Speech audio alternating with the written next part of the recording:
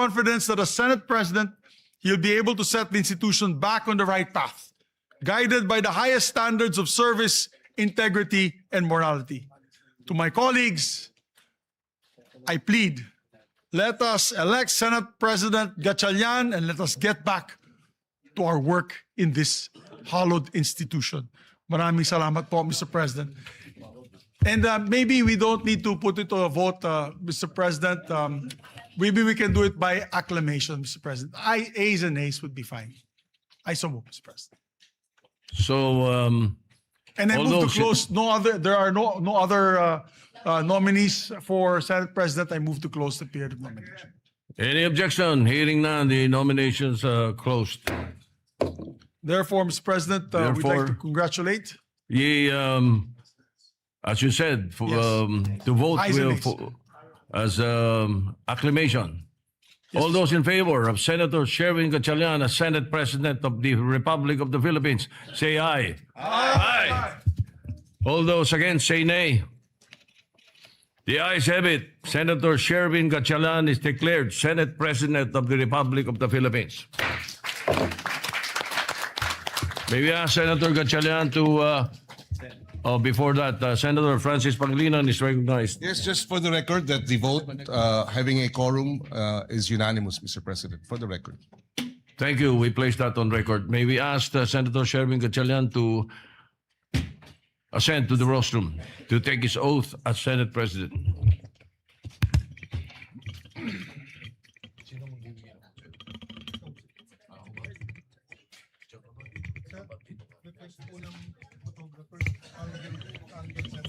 For the record, Mr. President.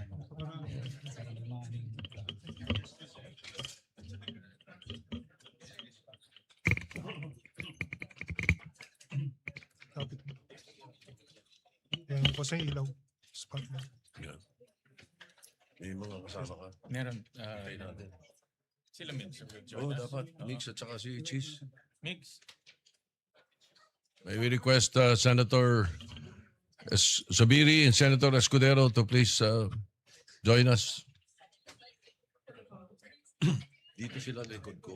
Oo. Pamilya mo sa likod Check ko. Okay. Mga ex. Mga Dito. X-Men. Yung kayo sa kabila. Yung kayo sa kabila. Dito kami. Dito yung family. Di ba dapat dito kayo? Dito kayo dalawa. Dito. Dito kayo. Yan. Yung may family. Alright. Sige. Pare, first Tama ba? bachelor Senate President. Yung iba pretending. Oh, mami mo nandyan naman. Diyan na. Leto na. Yeah, kompleto na. Okay. Please raise your right hand and repeat after me.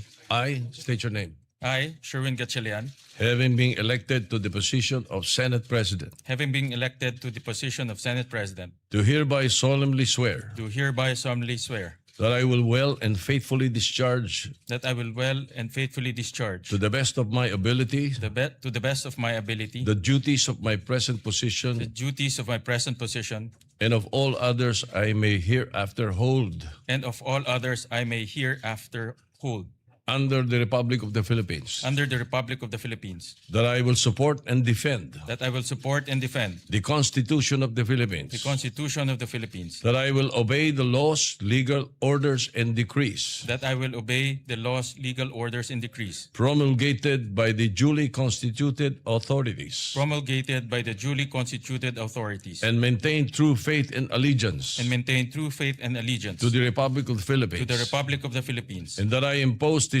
obligation upon myself and that- voluntarily, and that I impose this obligation upon myself voluntarily, without mental reservation without mental reservation or purpose of evasion. or purpose of evasion. So help me God. So help me God. Congratulations, sir. Thank you. Thank you. Thank you. Thank you.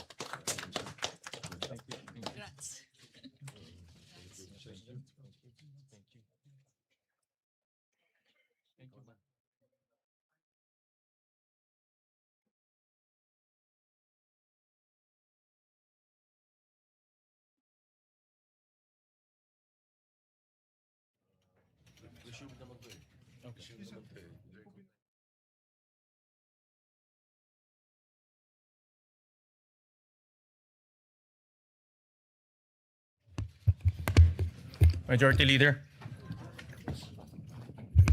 Mr. President, just put on record as well that you have been ably discharging your function as Senate President Pro Temp and Acting President since your election in June 3, 2026. We'd just like to extend our congratulations on your elections as the new Senate President. Thank you very much, Majority Leader. Thank you, Mr. President. Mr. President, now I would like to move that we proceed with the election of the Senate President Pro Tempore. I so move, Mr. President. Is there any objection? Hearing none, the election of the Senate President Pro Tempore is in order. May I ask may we recognize, Mr. President, Senator Ping Lacson for the nomination. We recognize Senator Ping Lacson. Thank you, Mr. President. With your Honor's ascension as the fourth Senate President of the 20th Congress of the Republic of the Philippines, your previous post as Senate President Pro Tempore is now officially vacant. May I therefore nominate Senator Vicente Soto III to the position of Senate President Pro Tempore. Before I make my motion, Mr. President, I think I will be remiss of my duty and responsibility as a senator, colleague, and friend if I didn't thank and commend our two distinguished colleagues, Senator Chis Escudero and Senator Joel Villanueva, for responding to their higher calling for this chamber, our beloved institution known as the Philippine Senate. Higher than their friendships, their affiliations, and every individual member of this body, even higher than themselves. I would also wish to put on record that I intentionally and voluntarily relinquished the chairmanship of what is known or often referred to as the most powerful committee, the Blue Ribbon, for two primary reasons. Number one, I am tired of losing old friends and creating new enemies. And number two, there are other colleagues who are equally, if not more qualified than this humble representation to take on the job.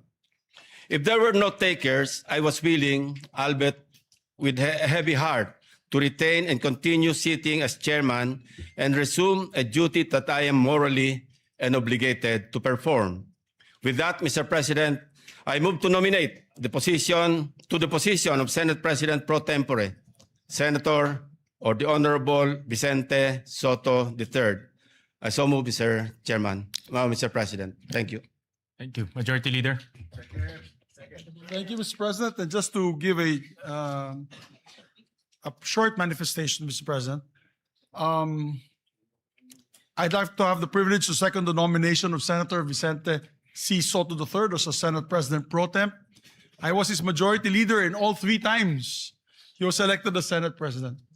It was an honor for me to be his majority leader. They used to call me Major,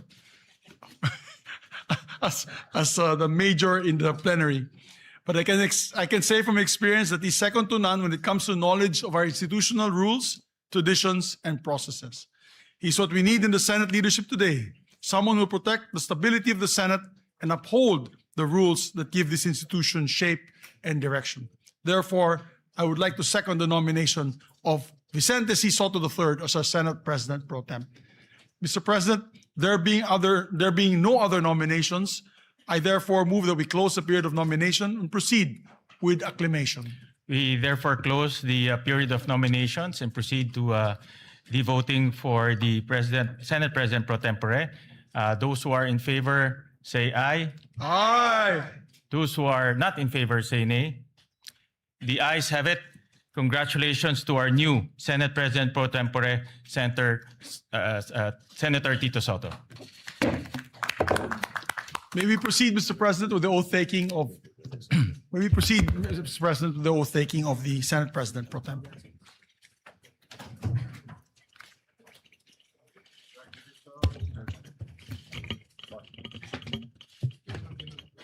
Sabi daw pang retirement position yung Senate President.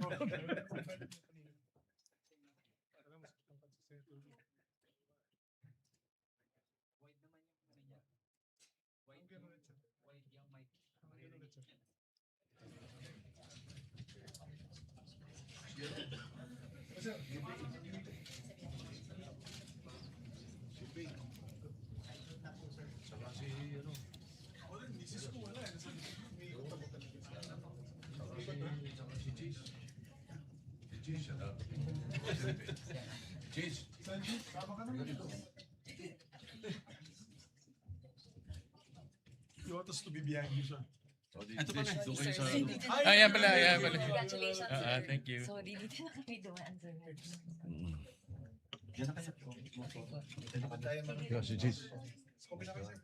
Ito ka, cheese. Sa kabila. Sa kabila. Para mas maganda. Yan. Sa tabi ko. Mamaya, ako na mag-isa eh. Okay. Oath of office, please repeat after me. I state your name.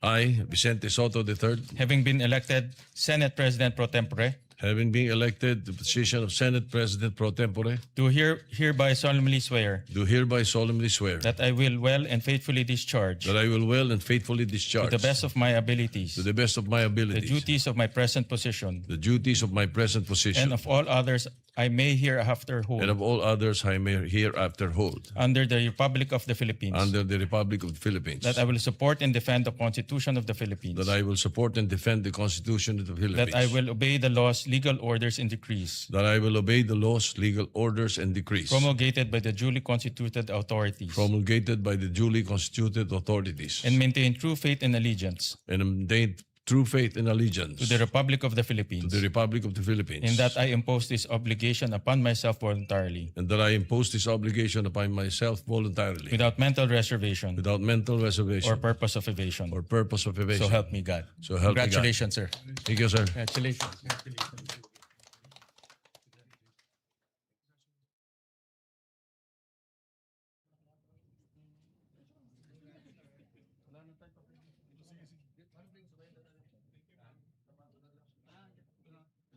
JB, sama ka naman dito.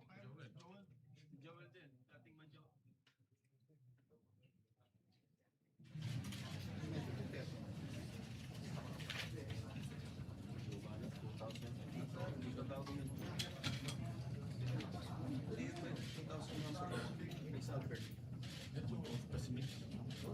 Wala nang combination. Hindi, off lang.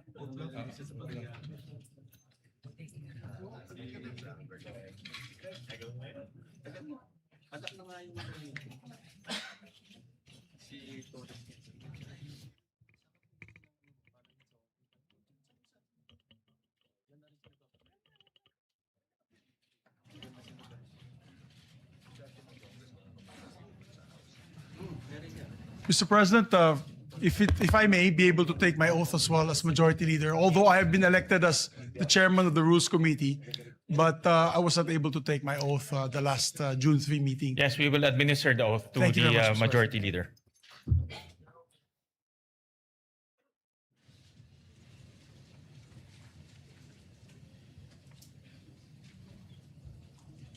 Ito yung isang Congress na pang-apat na yung Senate President. Oath of office, please repeat after me. I state your name. I, Juan Miguel Zubiri, Having been elected to the position of Chairperson of the Committee on Rules, having been elected to the position of Chairperson of the Committee on Rules, do hereby solemnly swear do hereby solemnly swear that I will well and faithfully discharge, that I will well and faithfully discharge, to the best of my ability, to the best of my the ability, duties of my present position, the duties of my present position, and of all others I may hereafter hold and of all others that I may hereafter hold under the Republic of the Philippines, under the Republic of the Philippines, that I will support and defend the Constitution of the Philippines, that I will support and defend the Constitution of the Philippines, that I will obey the laws, legal orders, and decrees that I will obey the laws, legal orders, and decrees promulgated by the duly constituted authorities, promulgated by the duly constituted authorities, and remain true faith and allegiance to the Republic of the Philippines, and remain true faith and allegiance to the Republic of the and Philippines, that I impose this obligation upon myself voluntarily, and that I impose this obligation upon myself voluntarily, without mental reservation without mental or reservation purpose of evasion. or purpose of evasion. So help me God. So help me God. Congratulations. Thank you very much, sir. Thank you, sir.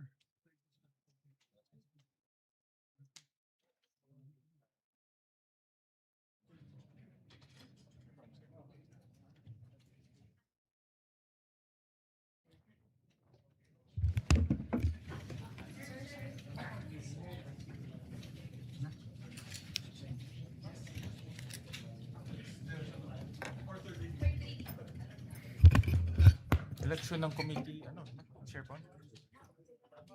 Election ng committee chairperson.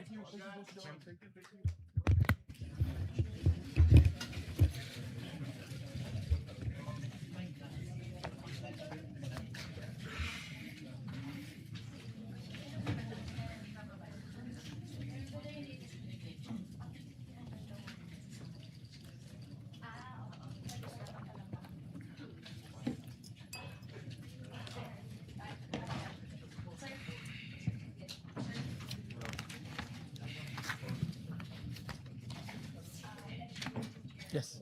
Oh, do you have the list? I don't have it.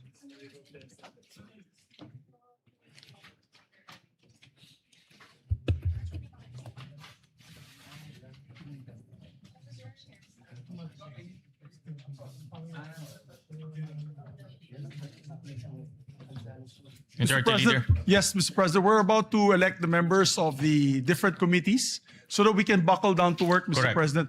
But I need just a 1-minute suspension to get the list from the staff. 1 minute suspension.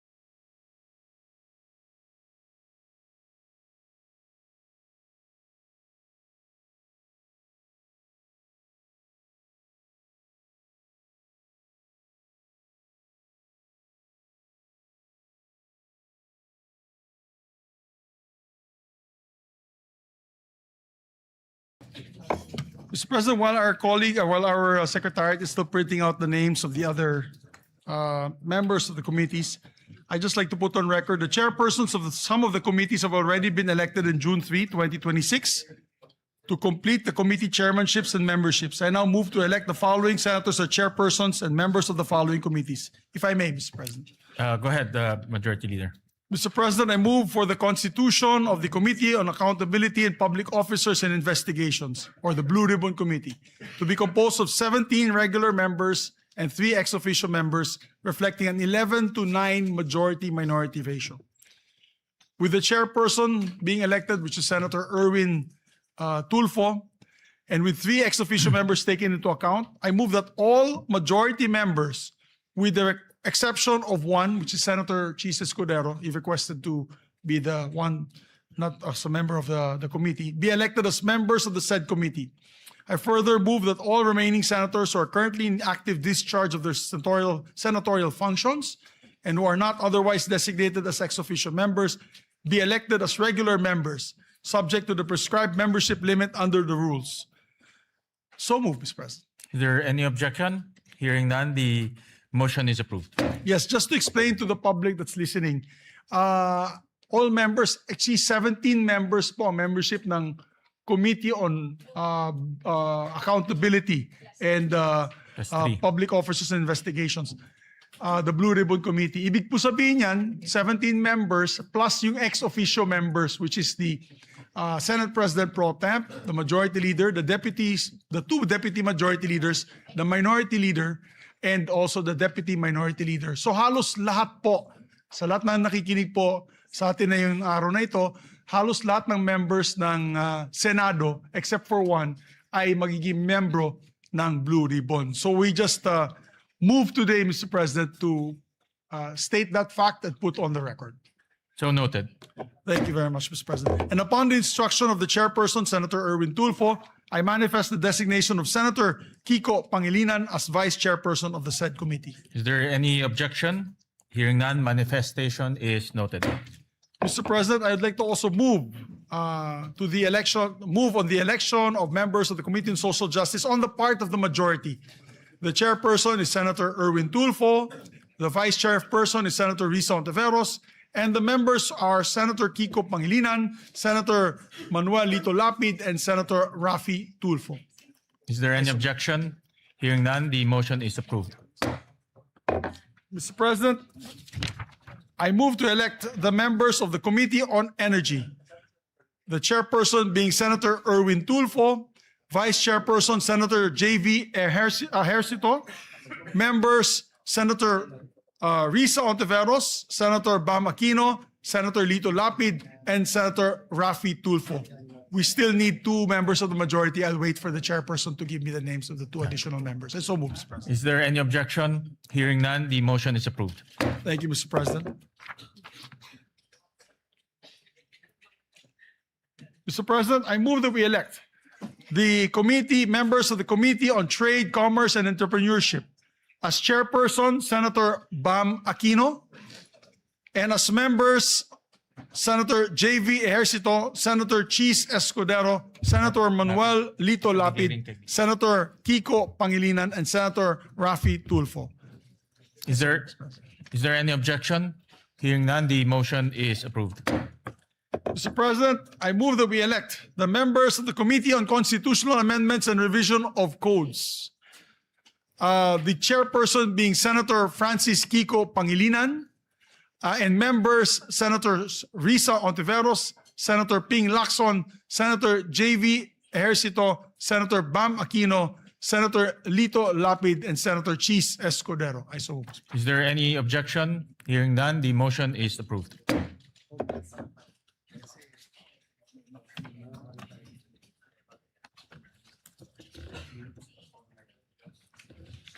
May I ask for a minute suspension, Mr. President? 1 minute suspension.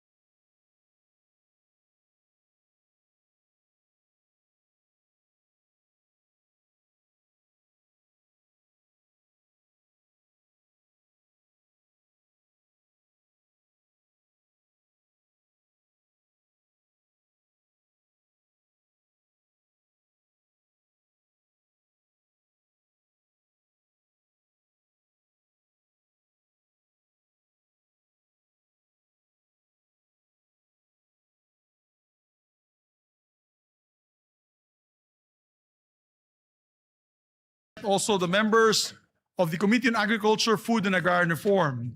The chairperson being Senator Francis Kiko Pangilinan, the vice chairperson being Senator J.V. Ejercito, members Senator Risa Ontiveros, Senator Bam Aquino, Senator Lito Lapid, Senator Erwin Tulfo, Senator Rafi Tulfo, Senator Chis Escudero, and Senator Joel Villanueva. I so move. Is there any objection? Hearing none, the motion is approved. Mr. President, I move that we elect also the members of the Committee on Basic Education, the chairperson being Senator Bam Aquino, members Senator J.V. Ejercito, Senator Risa Ontiveros, Senator Lito Lapid, Senator Kiko Pangilinan, Senator Rafi Tulfo, Senator Erwin Tulfo, and Senator Joel Villanueva. I so move. Is there any objection? Hearing none, the motion is approved. And Mr. President, I also like to move to the Commission on Appointments. We'd like to elect Senators Panfilo Lacson, Senator Mig Subiri, Senator Joel Villanueva, Senator Risa Hontiveros, Senator Tito Soto, Senator Rafi Tulfo, and Senator J.V. Ejercito as members of the Commission on Appointments. Is there any objection? Hearing none, the aforementioned senators are hereby elected. Thank you, Mr. President. I would like to also move to elect Senators Bam Aquino, Senators Kiko Pangilinan, Senator Lapid, and Senator Escudero as members of the Senate Electoral Tribunal. I Is there so any move. objection? Hearing none, the aforementioned senators are hereby elected. Thank you, Mr. President. May I just ask for another minute suspension? 1 minute suspension.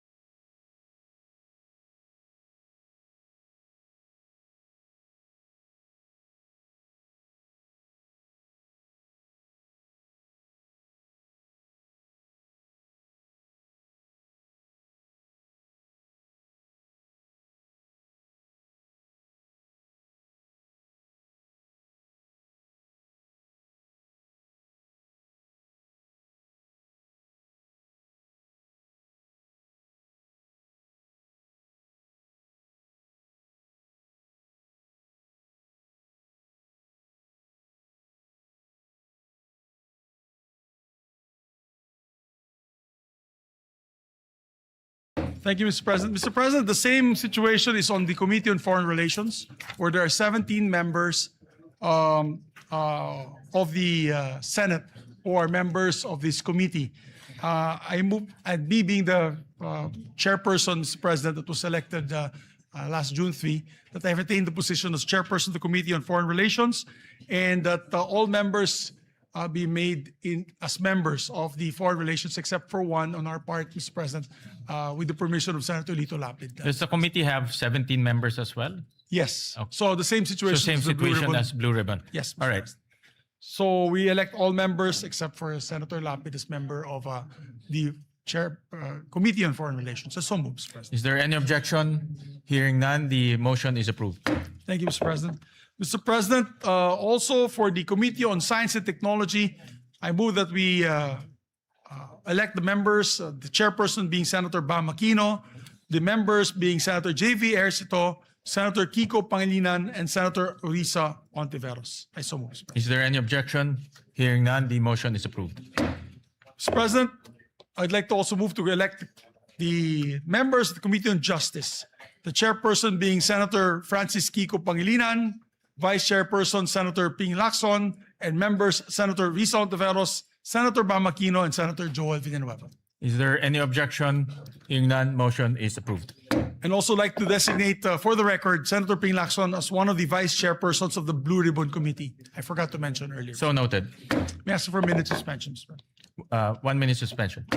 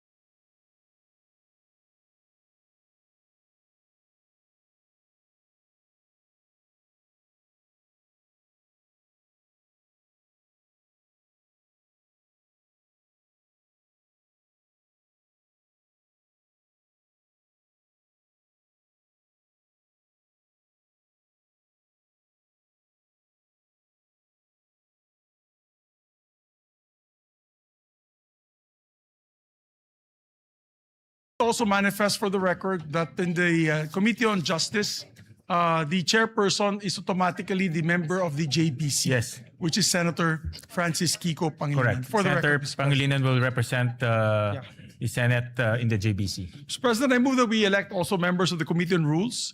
Mr. President, I move that we elect Senator J.V. Ercito, Senator Ping Lacson, Senator Kiko Pangilinan, Senator Erwin Tulfo, and Senator Joel Villanueva as members of the Rules Committee. Mr. Is President. there any objection? Hearing none, the motion is approved. Thank you, Mr. President. Mr. President, we'd like to also elect the members of the Committee on Health and Demography, Mr. President. For the record, the chairperson is Senator Risa Ontiveros, Vice Chairperson Senator J.V. Ejercito, and the members, part of the majority, Senators Bam Aquino, Senators Kiko Pangilinan, Senators Raffy Tulfo, Senator Erwin Tulfo, and Senator Ping Lacson. Is there any objection? Hearing none, motion is approved. Mr. President, we'd like to also move to elect the members of the Committee on Energy. The part of the chairperson is Senator Erwin Tulfo, the vice chairperson is Senator J.V. Ejercito, and the members are Senator Risa Ontiveros, Senator Bam Aquino, Senator Ping Lacson, Senator Raffy Tulfo. I so move, Mr. President. Is there any objection? Hearing none, motion is approved. Mr. President, we'd like to also put on record the members of the Committee on Finance, Mr. President. Of course, the Committee on Finance is headed by the chairperson, Senator J.V. Ejercito. And with respect to the committee, each committee is composed of 20 members. So I move that all senators, with the exception of the Senate President and those serving in an ex officio capacity, be elected and designated as regular members of both committees. I so move, Mr. President. Is there any objection? Hearing none, the motion is approved. Mr. President, I'd like to also elect the members of the National Defense, Security and Peace and Unification and Reconciliation Committee, Mr. President. The chairperson is Senator Tito Soto, our Senate President pro tempore. And same with the Finance Committee. There are 20 members. So I move that all senators, with the exception of the Senate President, those serving in an ex officio capacity, be elected and designated as members of the National Defense Committee. I so move, Mr. Is President. there any objection? Hearing none, motion is approved. There's a request of course, there's a request by our chairperson that Senator Ejercito, J.V. Ejercito, and Senator Lacson be elected as the vice chairperson of the said committee. So noted. Mr. President, I move that we elect the members of the Women and Children Committee, Committee on Women and Children. The chairperson, of course, is Senator Risa Ontiveros. The vice chairperson is Senator J.V. Ejercito. And Senator Bam Aquino, Senators Kiko Pangilinan, Senator Erwin Tulfo, and Senator Ping Lacson. I so move, Mr. Is President. there any objection? Hearing none, motion is approved. Mr. President, I move to elect the following members as the members of the Committee on Ways and Means. This chairperson is Senator Bam Aquino, and the members are Senator Pia Ontiveros, Senator Kiko Pangilinan, Senator Chis Escudero, Senator Erwin Tulfo, Senator Raffy Tulfo, and Senator Joel, what did I say? Risa Ontiveros. What did I say? Ay, nako, wala pa si Pia, hindi pa siya senator.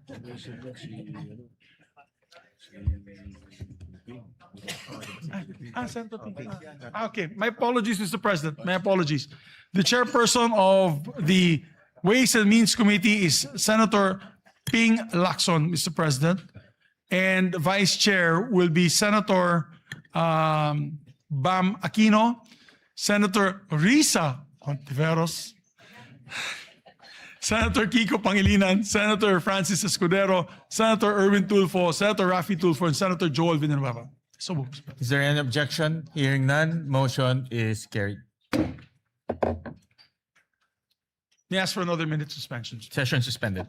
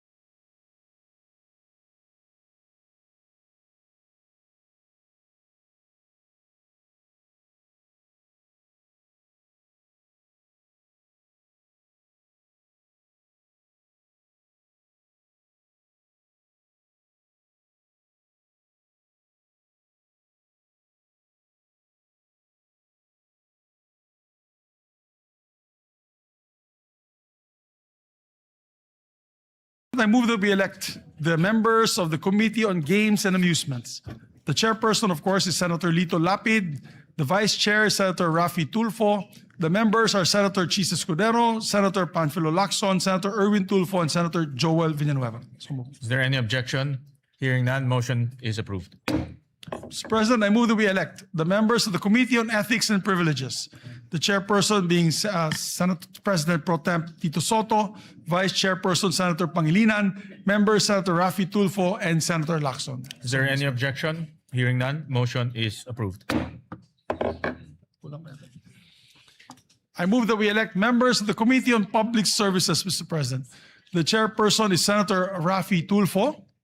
The vice chairperson, Senator J.V. Ejercito, and vice chairperson, Senator Bam Aquino.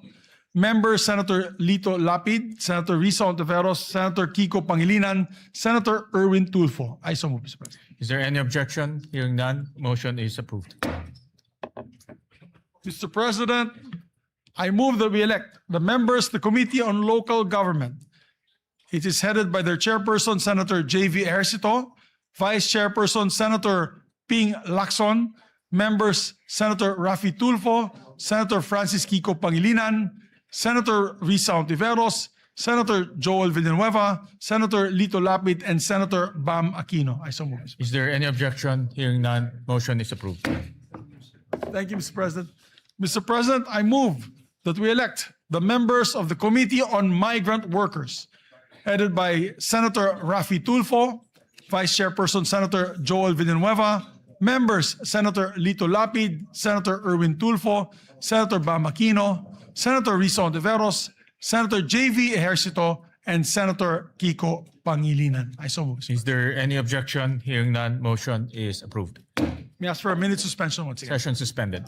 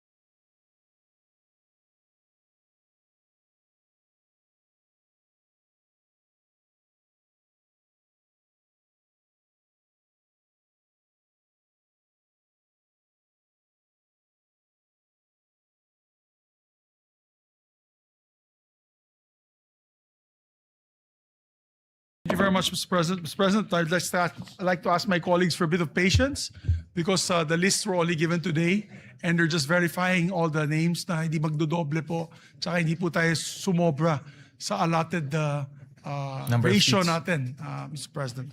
So, and I'd just like to reiterate the election of the JBC representatives pursuant to Article 8, Section 8 of the Constitution. I move to elect Senator Francis Pangilinan as the Senate representative to the Judicial and Bar Council. Vice Sen. Rodante Marcoleta. I so move, Mr. President. Is there any objection? Hearing none, Senator Francis Pangilinan is hereby elected to the JBC. Mr. President, I move that we elect, or rather, I move that we retain Senator Joel Villanueva as chairperson of the Committee on Higher Education.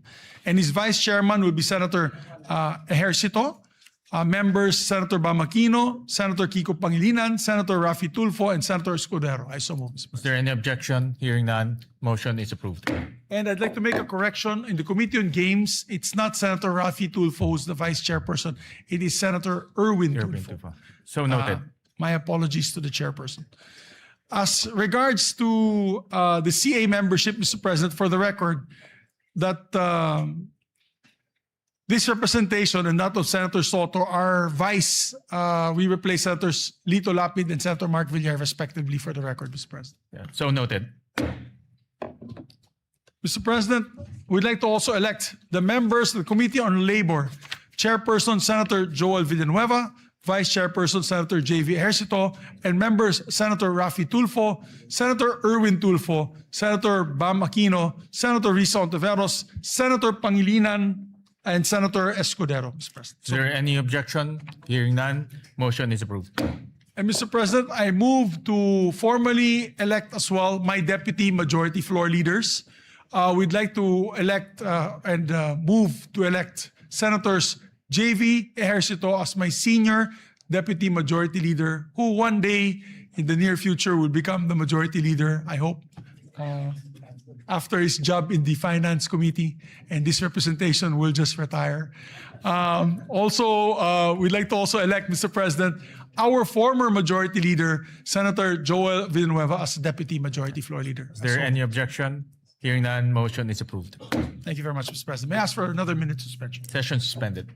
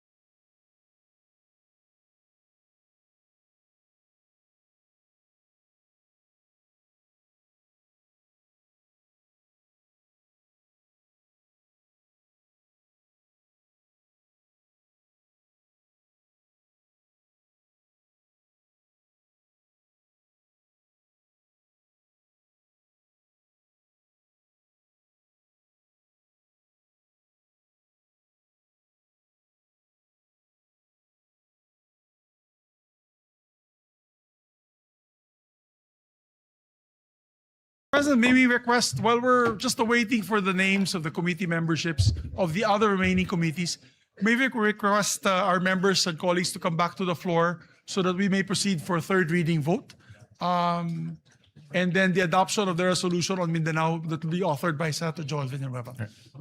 So may we just ask our members to please proceed to the plenary for a third reading. Fine.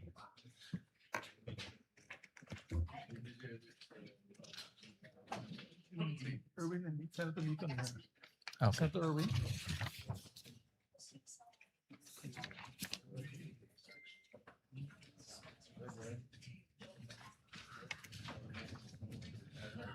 So, Mr. President, I move that we consider on third reading several bills, printed copies of which have been electronically distributed to the senators on May 25 and May 26, 2026, in compliance with the 3-day rule of the Constitution.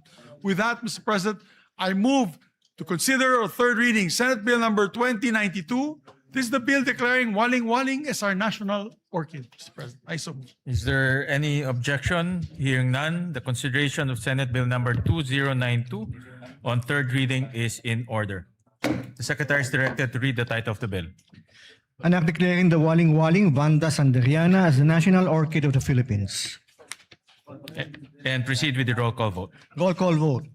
Senator Aquino, Senator Cayetano Alan, Senator Cayetano Pia, Senator De La Rosa, Senator Ejercito, Senator Escudero, Senator Estrada, Senator Go, Senator Ontiveros, Senator Lacson, Senator Lapid, Senator Legarda, Senator Marcoleta, Senator Marcos, Senator Padilla, Senator Pangilinan, Senator Soto, Senator Tulfo Erwin, Senator Tulfo Rafi, Senator Villanueva, Senator Villar Camil, Senator Villar Mark, Senator Zubiri, Yes. Senate President Gatchalian.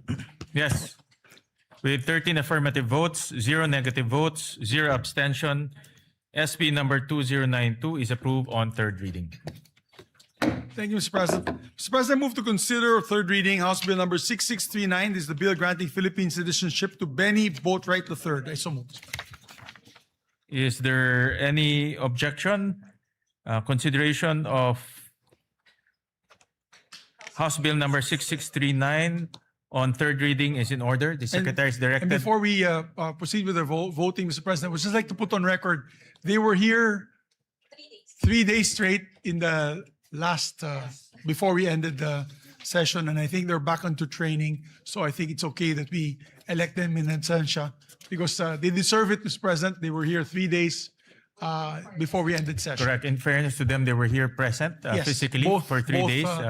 members, it's not both, their fault that gentlemen. their citizenship was not considered last time. And I understand that they're now undergoing training Yes. and representing the country. Yes. Senator Kiko Pangilinan is recognized. That is correct, Mr. President. They were here, a sponsor of the measure. They were here every day and witnessed the proceedings or the lack of proceedings. But then we will make arrangements, Mr. President, that when we convene for the SONA or perhaps that week of the SONA, that they come and visit us here in plenary, Mr. President. Both Benny Boatwright and Matt Ramos, Mr. President. And we take note of that. So we move to So, proceed with the roll yeah. call vote, Mr. President. The Secretary is directed to read the title of the bill and proceed with the roll call vote. An act granting Philippine citizenship to Benny Francois Boatwright III. Roll call vote. The Honorable Senator Aquino, Senator Cayetano Alan, Senator Cayetano Pia, Senator De La Rosa, Senator Ejercito, Senator Escudero, Senator Estrada, Senator Go, Senator Tiveros, Senator Lacson, Senator Lapid, Senator Legarda, Senator Marcoleta, Senator Marcos, Senator Padilla, Senator Pangilinan, Senator Soto, Senator Tulfo Erwin, Senator Tulfo Rafi, Senator Villanueva, Senator Villar Camil, Senator Villar Mark, Senator Zubiri, Senate President Gatchalian. With 13 affirmative votes, 0 negative votes, 0 abstentions, House Bill number 6639 is approved on third reading. Thank you, Mr. President. Mr. President, move to consider as well for third reading vote House Bill number 6644, the bill granting Philippine citizenship to Matthew James Ramos. I so move, Mr. President. Is there any objection? Hearing none, consideration of House Bill number 6644 on third reading is in order. The Secretary is directed to read the title of the bill and proceed with the roll call vote. An act granting Philippine citizenship to Matthew James Ramos. Roll call vote. Senator Aquino, Senator Cayetano Alan, Senator Cayetano Pia, Senator De La Rosa, Senator Ejercito, Senator Escudero, Senator Estrada, Senator Go, Senator Ontiveros, Senator Lacson, Senator Lapid, Senator Legarda, Senator Marcoleta, Senator Marcos, Senator Padilla, Senator Pangilinan, Senator Soto, Senator Tulfo Erwin, Senator Tulfo Rafi, Senator Villanueva, Senator Villar Camil, Senator Villar Mark, Senator Zubiri, Senate President Gatchalian. Yes. With 13 affirmative votes, 0 negative votes, 0 abstentions, House Bill number 6644 is approved on third reading. Thank you very much, Mr. President. Congratulations to the authors and sponsors of the three measures. Mr. President, I move that we dispense with the reading of the journals of the 68th and 69th session, May 26 and June 3, 2026, and consider the same as approved. Is there any objection? Hearing none, the motion is approved. Mr. President, now we take up a very important measure that our dear colleague, distinguished former majority leader, had filed. I move that we consider proposed Senate Resolution number 447, and this is a resolution urging adequate funding for Mindanao earthquake relief and rehabilitation. I so move, Mr. President. Is there any objection?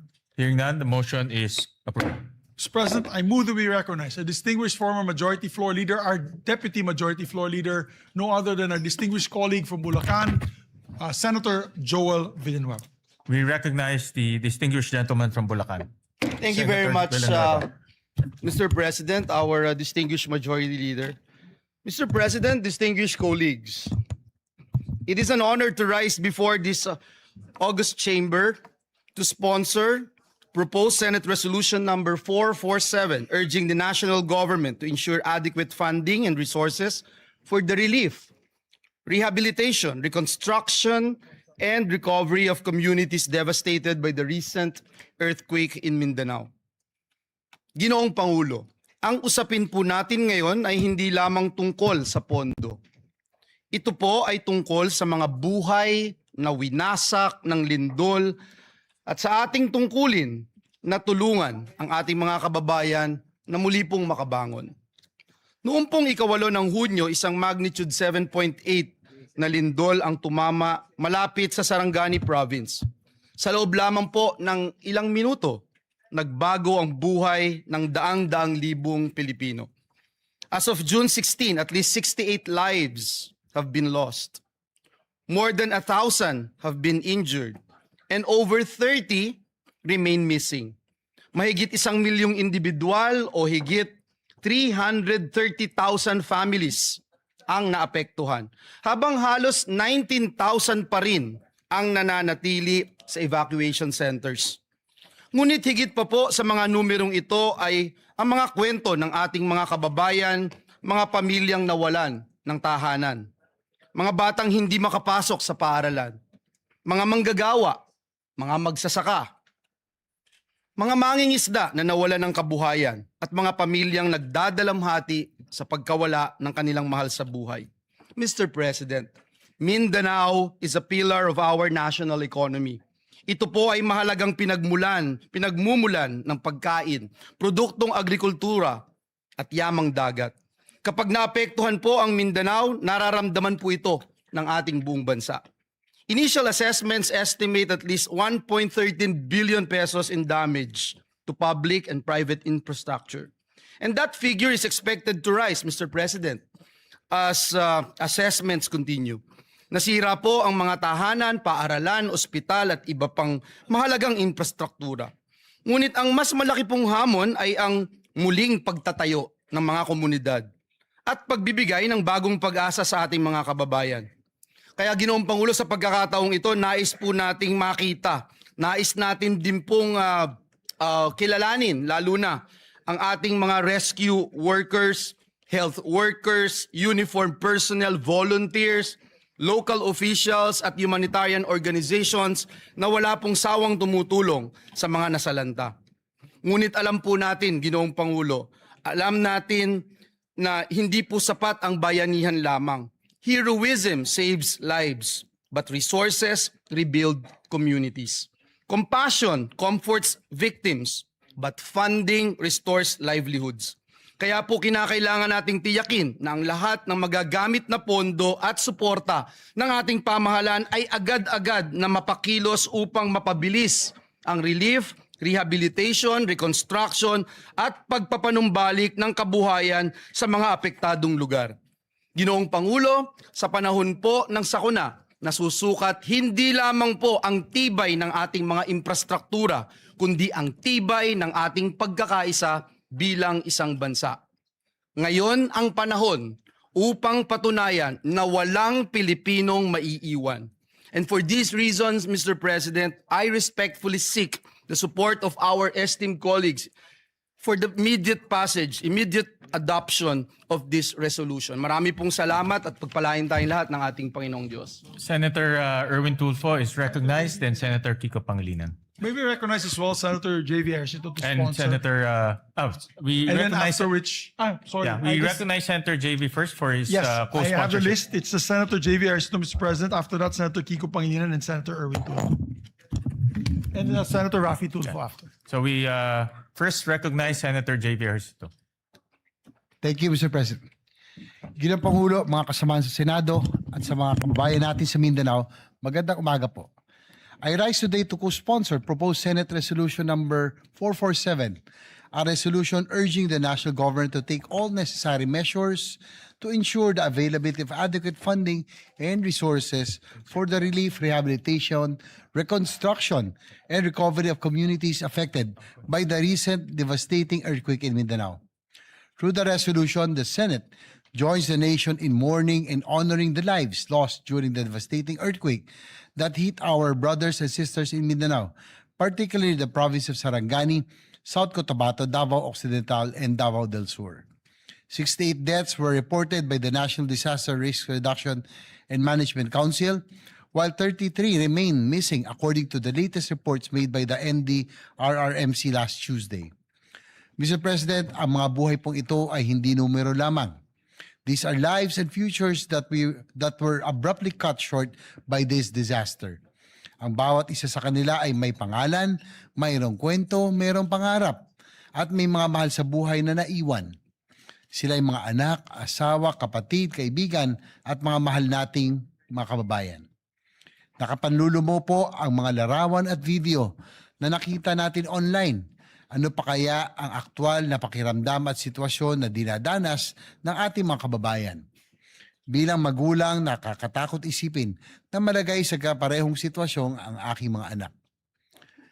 Nakita natin ang mga mag-aaral at maguro na napuno ng takot habang niyayanig ng lindol ang kanilang paaralan. Nakita natin ang ilan nating kababayan na wala nang magawa kung hindi tignan na lamang ang pagguho ng magusali at negosyo na kanilang pinagtrabahuhan at ipinundar. Bukod sa mga buhay na nasayang, maraming bahay ang nasira at maraming kabuhayan ang naapektuhan at nawala. Mr. President, this tragedy is a painful reminder that the country is so vulnerable to disasters and calamities, and that we have so much work to do in terms of disaster preparedness. Lalo na nating nakita ang kahalagan ng matatag na infrastruktura at sistema ng pagpaplano sa pagsasaayos ng ating mga komunidad. Resilience should not just be expected from our constituents, but should mean that our infrastructure systems and responses can withstand the wrath of nature.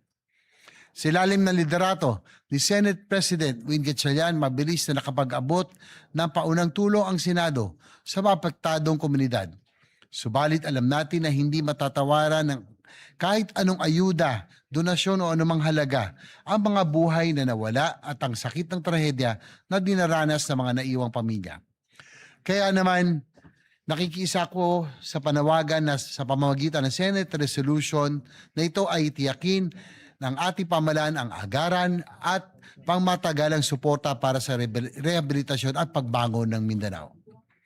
Bigyan natin ng malalim na kahulugan ang mga nawalang buhay sa pamamagitan ng pagtiyak na ang naiwan ay muling makapagsisimula. Ginoong Pangulo, gagawin natin ang ating tungkulin dito sa Senado. Bilang inyong bagong halal na chairman ng Committee on Finance, titiyakin natin na mayroong nakalaang suporta upang maibalik ang kaayusan, seguridad at dignidad ng pamumuhay ng mga kapatid natin sa Mindanao na lubhang naapektuhan ng sakuna. Maraming pagsubok na ang dinaanan ng ating bansa, maraming bagyo, lindol at iba pang kalamidad. At pandemya ang sumubok sa tibay ng sambayanang Pilipino. Sa mga panahong mahirap para sa ating mga kababayan, ang pagbangon, ipakita natin na mayroon silang maasahan na gobyerno at mga namumuno. Lubos po tayo nakikiramay sa mga pamilyang nawalan at nakikisa tayo sa buong Mindanao sa panahong ito ng pagdadalamhati. Pagbangon Mindanao, maraming salamat po. Maraming salamat, Senator JV. We recognize Senator Erwin Kiko Pangilinan.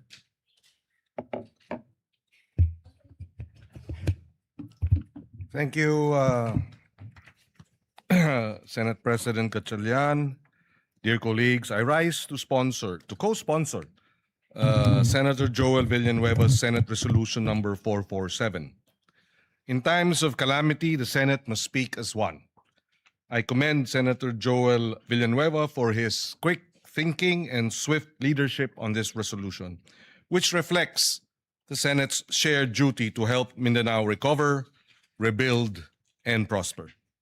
Strategic national priority ang mabilis at tuloy-tuloy na pagbangon ng Mindanao mula sa lindol noong Hunyo 8. Bakit? Dahil nasa Mindanao ang humigit kumulang 1/3 na pinakamahihirap nating mga kababayan, habang 40% ng food supply ng ating buong bansa ay galing dito. Pinakamalawak na produkto ng nyug, pinakamalawak na coconut farm sa buong Pilipinas ay nasa Mindanao. 30% of the national food trade comes from Mindanao. Food basket ng Pilipinas ang Mindanao. It is also one of our most dynamic growth frontiers. Maraming mga tahanan, paaralan, ospital, kalsada, tulay, mga sistema ng kuryente at tubig at iba pang mahalagang infrastruktura ang nasira sa Davao Region at Soc-Sargen. Kung hindi ito agad-agad at sapat na matutugunan, mas lalaki ang pinsalang dulot sa agrikultura, pangingisda, logistics at mga lokal na negosyo. Tatagal ang paghihirap ng mga apektadong pamilya at malalagay rin sa alanganin ang pambansang seguridad sa pagkain at katatagan ng ating ekonomiya. Ang Senate Bill number 2259 ng inyong lingkod naglalaan ng 15 billion pesos in supplemental funding. Nilalayon nito na maibalik ang mahahalagang serbisyong pampubliko, maisaayos at mapatatag ang mga kritikal na pasilidad at maibangon ang kabuhayan ng ating mga magsasaka, mangingisda, manggagawa, maliliit na negosyo, lahat lubhang apektado ng lindol. Sa pagsuporta ng PS Resolution number 447 ni Senator Joel at sa ating Senate Bill 2259, pinagtitibay ng Senado na nasa interes ng buong Pilipinas ang pagbangon ng Mindanao. Dahil pagprotekta ito sa ating sistema ng pagkain, pangangalaga sa mga trabaho at pagpapatatag at papabagsak o baba ng presyo ng mga bilihin. Sa sama-sama nating pagkilos, bubuo tayo ng isang Mindanao na mas matatag, mas ligtas, at mas handa, gayon din ng buong bansa. Kaysa natin ang ating mga kababayan sa Mindanao at hindi natin iiwan ang mga kababayan natin dito. Maraming salamat. And again, maraming salamat kay Senator Joel for sponsoring this measure. We recognize the gentleman from Palawan, Senator Erwin Tulfo. Thank you, Mr. President.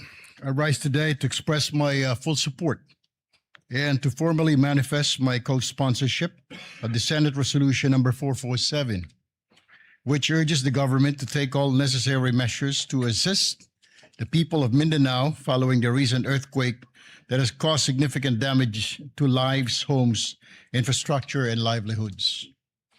In times of calamity, it is our duty as public servants to ensure that affected communities receive immediate, adequate assistance. The earthquake has brought hardship and uncertainty to many families, underscoring the need for a swift, coordinated, and comprehensive response from all concerned agencies. Through this resolution, we reaffirm our commitment to mobilizing relief efforts, providing emergency assistance, restoring essential services, and supporting the long-term recovery and rehabilitation affected areas. We also recognize the resilience of the people of Mindanao and stand in solidarity with them as they rebuild their communities. It is imperative that the national government, together with local government units and relevant stakeholders, work closely to address the urgent needs of those affected and to strengthen disaster preparedness and response mechanism to mitigate the impact of future calamities.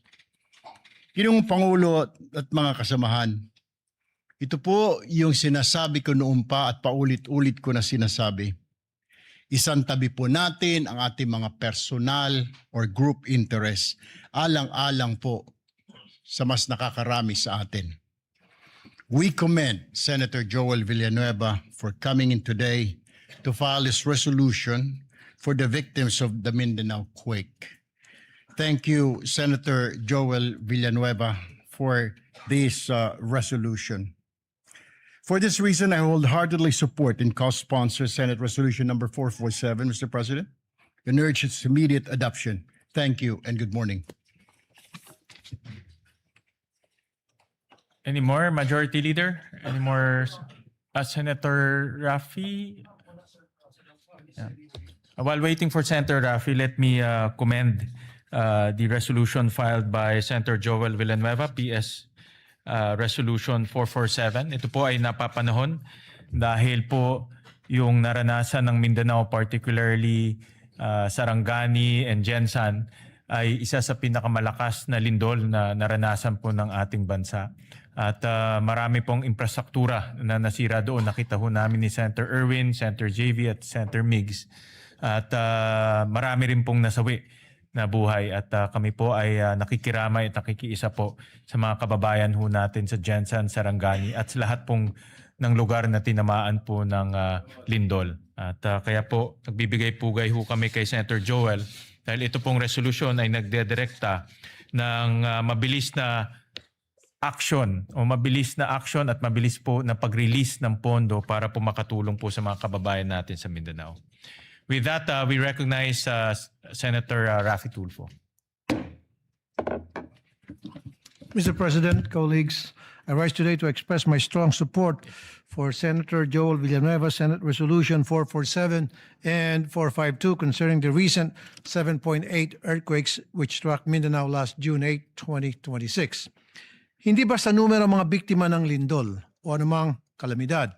Sila po ay mga pamilyang nawala ng mga mahal sa buhay, tahanan at kabuhayan. The people of Mindanao have shown remarkable resilience in the face of adversity. Ngunit hindi sapat ang katatagan lamang. Hindi natin maaaring iasa sa tibay ng loob ng ating mga kababayan ang kanilang pagbangon.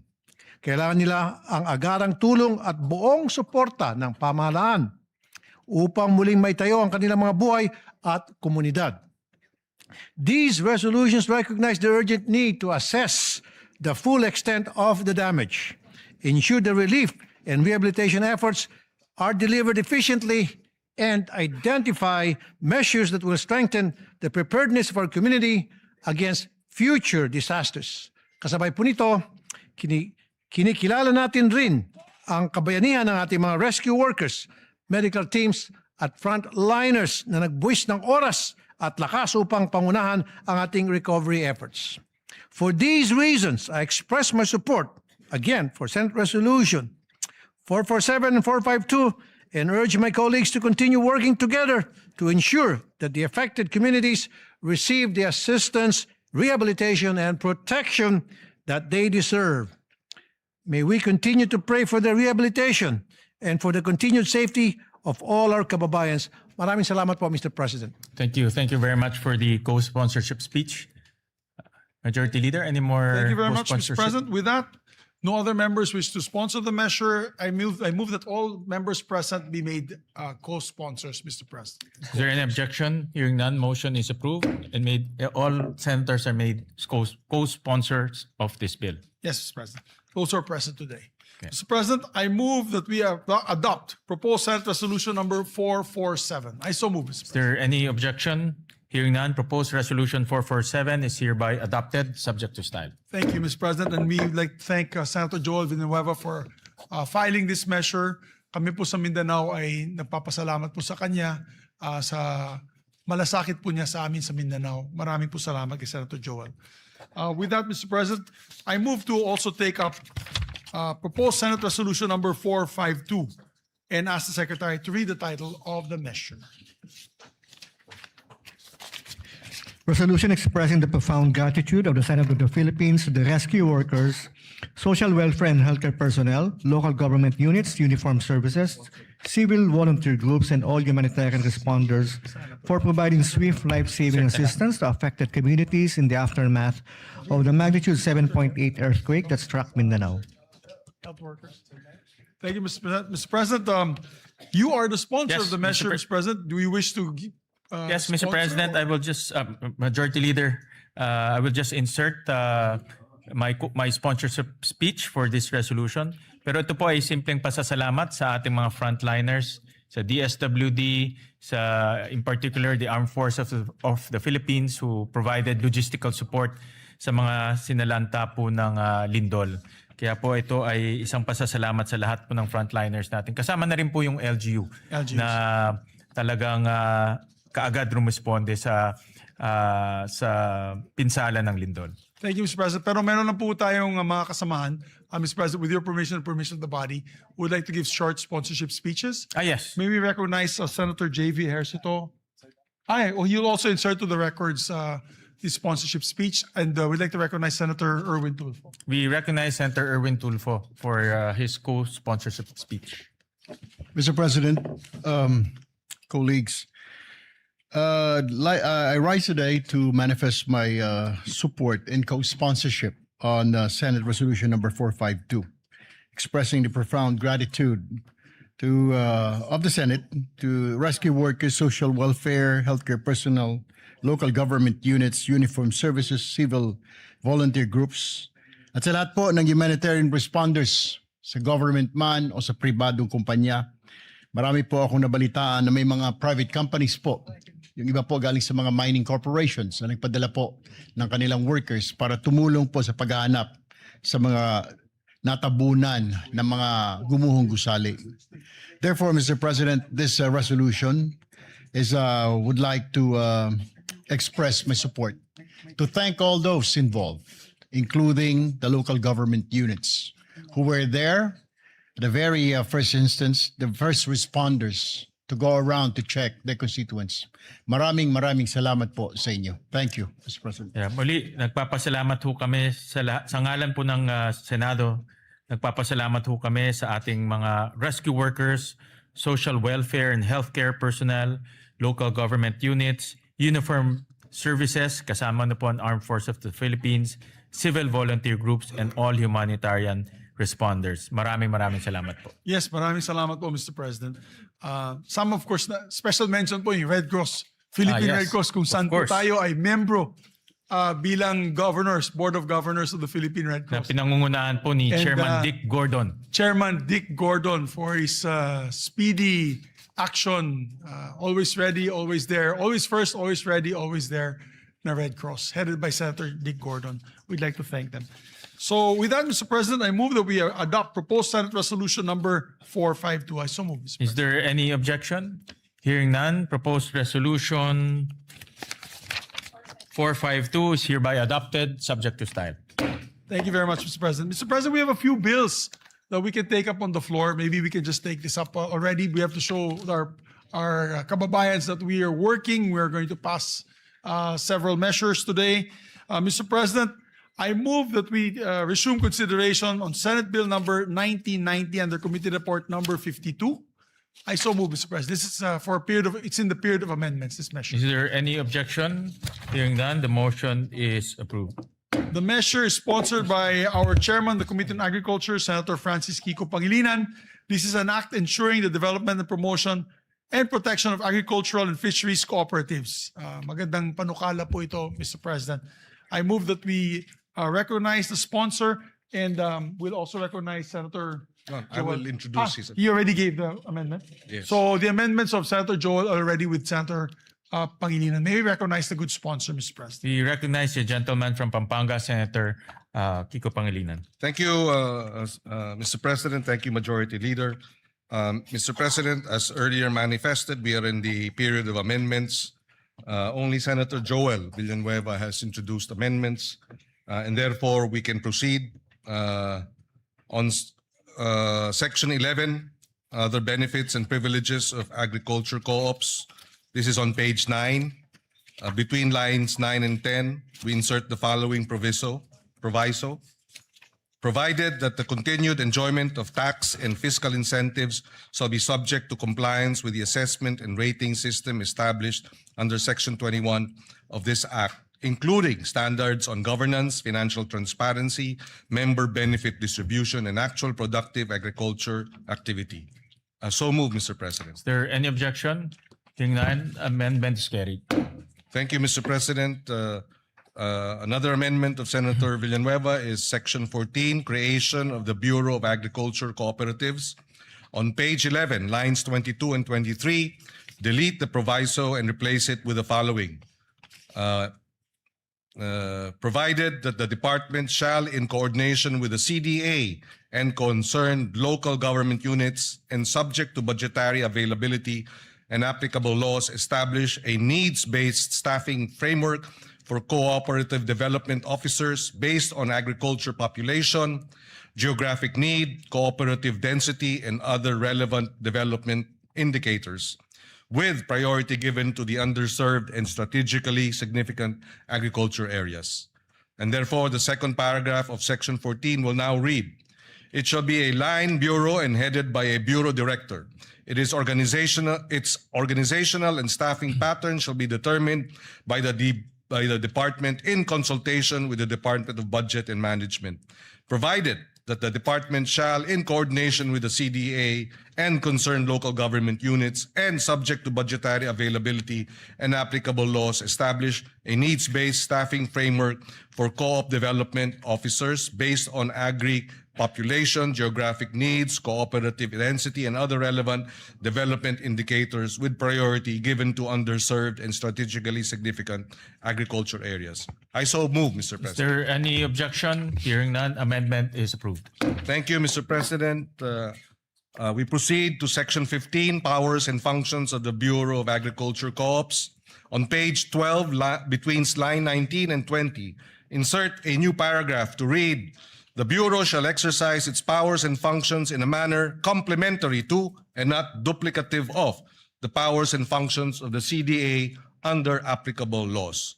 So move, Mr. President. Is there any objection? Hearing none, amendment is approved.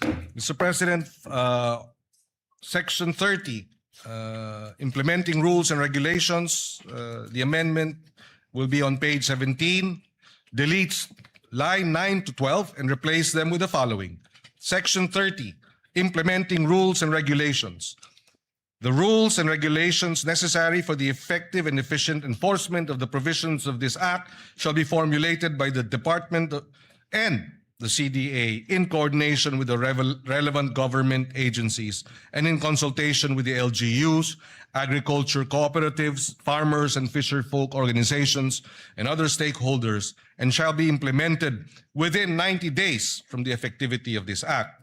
Unjustified or willful failure or refusal of the concerned government agencies to promulgate the implementing rules and regulations, IRR, within the specified period shall subject the heads of these government agencies to administrative penalties under applicable civil service laws.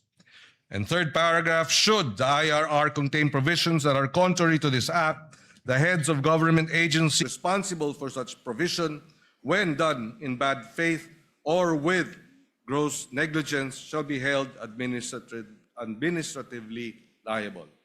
So move, Mr. President. Is there any objection? Hearing none, amendment is approved. And finally, Mr. President, Section 32, Annual Reports. The amendment is on page 17 between lines 23 and 24 to insert a new paragraph to read, to promote transparency and accountability, the Bureau shall maintain and regularly update a publicly accessible digital registry containing relevant information on accredited agriculture cooperatives, including their ratings, incentives and benefits received, procurement awards, grants, and compliance status subject to applicable data privacy laws. So move, Mr. President. Is there any objection? Hearing none, amendment is approved. Thank you, Mr. President. There are no other proposed amendments for Senate Bill 1990. With the permission of our majority leader, if we can move to terminate the period of amendments. Yes, Mr. President. Mr. President, there being no other members who wish to amend the measure further, I move that we close the period of amendments. I so move, Mr. Is President. there any objection? Hearing none, period of amendments is hereby closed. Mr. President, with that, I move to approve on second reading Senate Bill number 1990 and the committee report number 52. Is there any objection? Hearing none, Senate Bill number 1990 is hereby approved on second reading. Thank you very much, Mr. President. Move to suspend consideration of the measure. Consideration is hereby suspended. Mr. President, we are in receipt of a bicameral conference committee report on the disagreeing provisions of Senate Bill number 1894 and House Bill number 8476 or the amendments to the Universal Access to Quality Tertiary Education Act, which has been filed with the Bills and Index last June 3, 2026, and was ratified by the House of Representatives on the same date.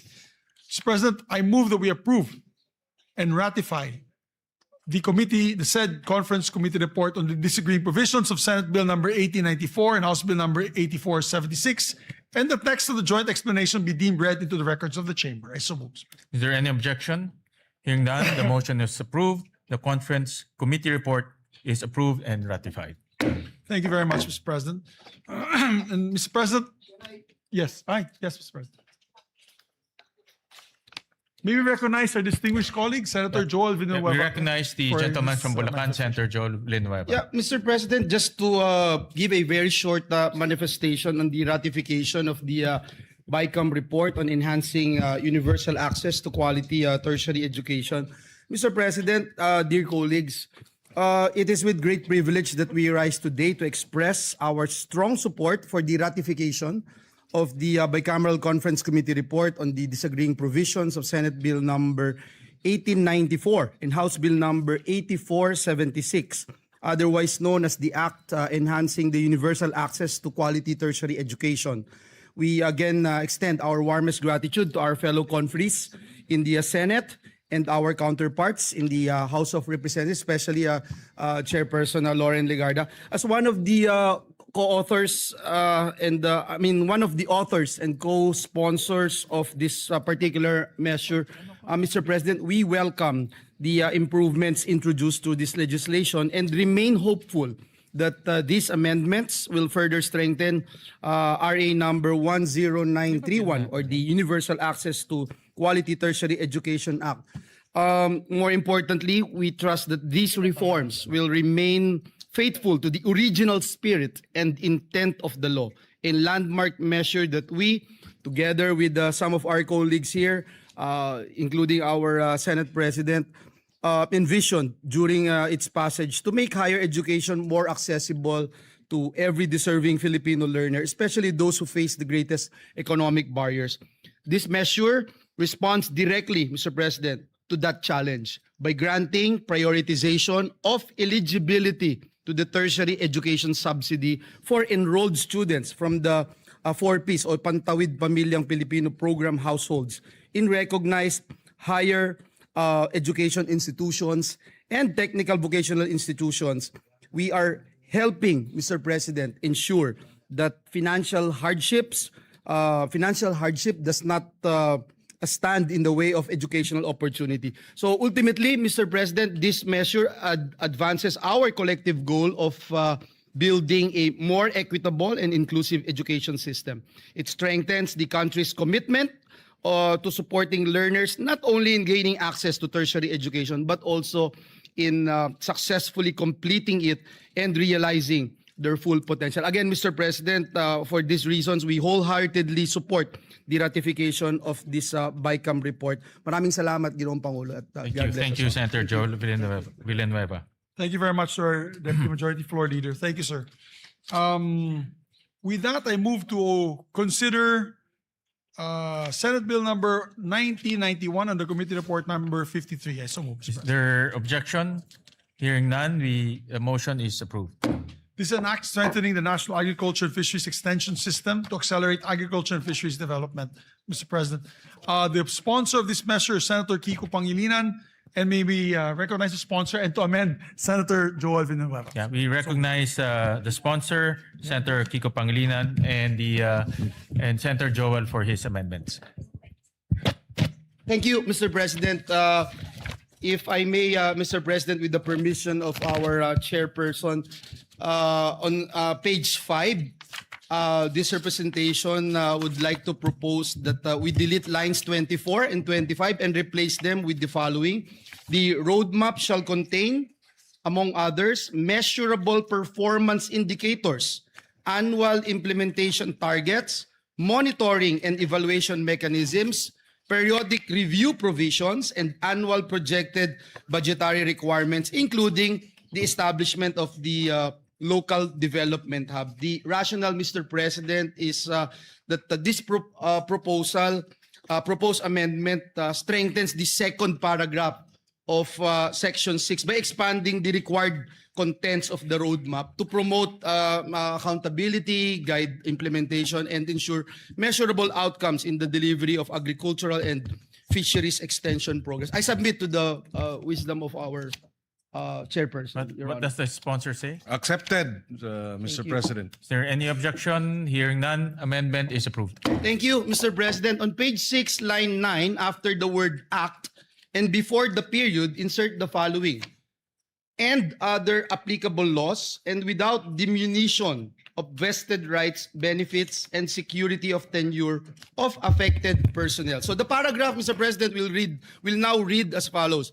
The Secretary is also authorized to reorganize the department's internal offices to determine if existing ones, in the interest of economy and efficiency, need to be integrated into the establishment of the BAX, subject to the provisions of Republic Act number 12231 or the Government Optimization Act and other applicable laws, and without diminution of vested rights, benefits, and security of tenure of affected personnel. I so move, Mr. President, if it is acceptable to our What dear does the colleagues. sponsor say? Wholeheartedly accepted, Mr. President. Is there any objection? Hearing none, amendment is approved. Thank you, Mr. President. Mr. President, on page 7, between lines 10 and 11, insert a new paragraph. The Technical Education and Skills Development Authority, or TESDA, shall assist the BAEX in the development and implementation of technical, vocational, competency-based, and certification programs for AEWs, farmers, and fisherfolk, consistent with its mandate and subject to existing laws, rules, and regulations. I so move, Mr. President. Is there any objection? What does the sponsor say? If it is accepted. Yes, being the test naman, Mr. President, we accept fully and wholeheartedly this amendment. Any objection? Hearing none, the amendment is approved. Thank you again, Mr. President, to our sponsor. On page 10, line 14, after the period, insert the following sentence. For this purpose, the BAEX shall submit to the COCAFAM an annual report on the implementation of this act, including fund utilization, performance outcomes, progress in achieving the targets under the roadmap, and key implementation challenges. I submit to the wisdom of the chairperson. What does the sponsor say? Accepted, Mr. President. Thank you again, Mr. Any objection? Hearing none, amendment is approved. Mr. President, last but not the least, on page 10, delete lines 15 to 21 and replace them with the following. Section 19, implementing rules and regulations. The rules and regulations necessary for the effective and efficient enforcement of the provisions of this act shall be formulated by the department in coordination with the CHED, relevant national government agencies, LGUs, SUCs, and private sector, the private sector, farmers and fisherfolk organizations, civil society organizations, and other stakeholders, and shall be implemented within 90 days from the effectivity of this act. The IRR shall include, among others, the phased implementation of the transition from the ATI to the BAEX, personal transition mechanisms, asset and resource transfer procedures, institutional coordination protocols, qualification standards, and safeguards to ensure the uninterrupted delivery of agricultural and fisheries extension services. Unjustified or willful failure or refusal of the concerned agencies to promulgate the implementing rules and regulations, IRR, within the specified period shall subject the heads of these government agencies to administrative penalties under applicable civil service laws. Should the IRR contain provisions that are contrary to this act, the head of the government agencies responsible for such provision, when done in bad faith or with gross negligence, shall be held administratively liable. I submit, Mr. What President. does the sponsor say? Accepted, Mr. President. Any objection? Hearing none, amendment is carried. Thank you very much, Mr. President. We'd like to put on record our sincerest thanks and gratitude to our distinguished sponsor of the measure. Thank you, Mr. President. Thank you, dear colleague. We'd like to thank Senator Joel for his amendments. Mr. President, with the permission of the majority leader, we just have a few more amendments for this measure. Please proceed. Yes, Section 4, creation of the Bureau of Agriculture Extension, BAEX, first paragraph, on page 3, line 27, between the words agriculture and extension, insert the phrase and fisheries. And on the same line, delete the acronym BAEX and replace with the acronym BAFEX. This shall be an omnibus amendment in the bill to reflect the name of the new DA Bureau, which is the Bureau of Agriculture and Fisheries Extension, or BAFEX. The first paragraph of Section 4 as amended shall now read as follows. Creation of the Bureau of Agriculture and Fisheries Extension, BAFEX. The Agriculture Training Institute is hereby transformed and strengthened into the Bureau of Agriculture and Fisheries Extension, hereinafter referred to as the BAFEX. It shall be a line bureau in the Department of Agriculture under the supervision of the Undersecretary for Operations. As a line bureau, it shall maintain physical offices at the national, regional, provincial, and municipal levels. So move, Mr. President. Any objection? Hearing none, amendment is approved. On the same Section 4, second paragraph, on page 4, line 4, after the word section, delete the number 8 and replace with number 9. And it shall now read as follows. The BAFEX shall be headed by a bureau director with 2 assistant directors at the national level who shall head the technical services and administration and finance service. Technical service and administration and finance service, respectively. It shall further be comprised of such other personnel nationwide as indicated in the plantilla under Section 9. So move, Mr. President. Is there any objection? Hearing none, amendment is approved. Thank you, Mr. President. Section 9, plantilla of BAFEX personnel. First paragraph. On page 6, line 25 to 31. Starting from the word agriculture, on line 25, delete the rest of the paragraph ending with the word country on line 31 and replace with the following. Director, Provincial Agriculture Extension Officer, Assistant PAEO, and Agriculture Extension Workers, AEWs. The department shall provide the details of the plantilla reflecting a minimum of 3 AEWs in every municipality in the country. The first paragraph of Section 9 shall now read as follows. Section 9, plantilla of BAFEX personnel. There shall be a plantilla of positions in the BAFEX, namely Bureau Director, 2 Assistant Directors, Regional Director, Provincial Agriculture Extension Officer, PAEO, Assistant PAEO, and Agriculture Extension Workers, AEWs. The department shall provide the details of the plantilla reflecting a minimum of 3 AEWs in every municipality in the country. So move, Mr. President. Is there any objection? Hearing none, amendment is approved. Section 9, third paragraph. On page 7, delete the entire paragraph on lines 5 and 6 and replace with the following paragraph. The basic salary grade for Agriculture 1 shall be salary grade 13 in the government salary grade scale, consistent with Republic Act 12215 or the Philippine Agriculturist Act. So move, Mr. President. Is there any objection? Hearing none, amendment is approved. Mr. President, on page 7, delete lines 15 to 16 and replace with agriculture officers, workers shall be entitled to appropriate representation allowance and traveling allowance, RATA, in accordance with existing regulations. So move, Mr. President. Is there any objection? Hearing none, amendment is approved. The penultimate amendment, Section 16 on appropriations, first paragraph on page 9, line 25. After the word for, delete the word personal and replace with personnel.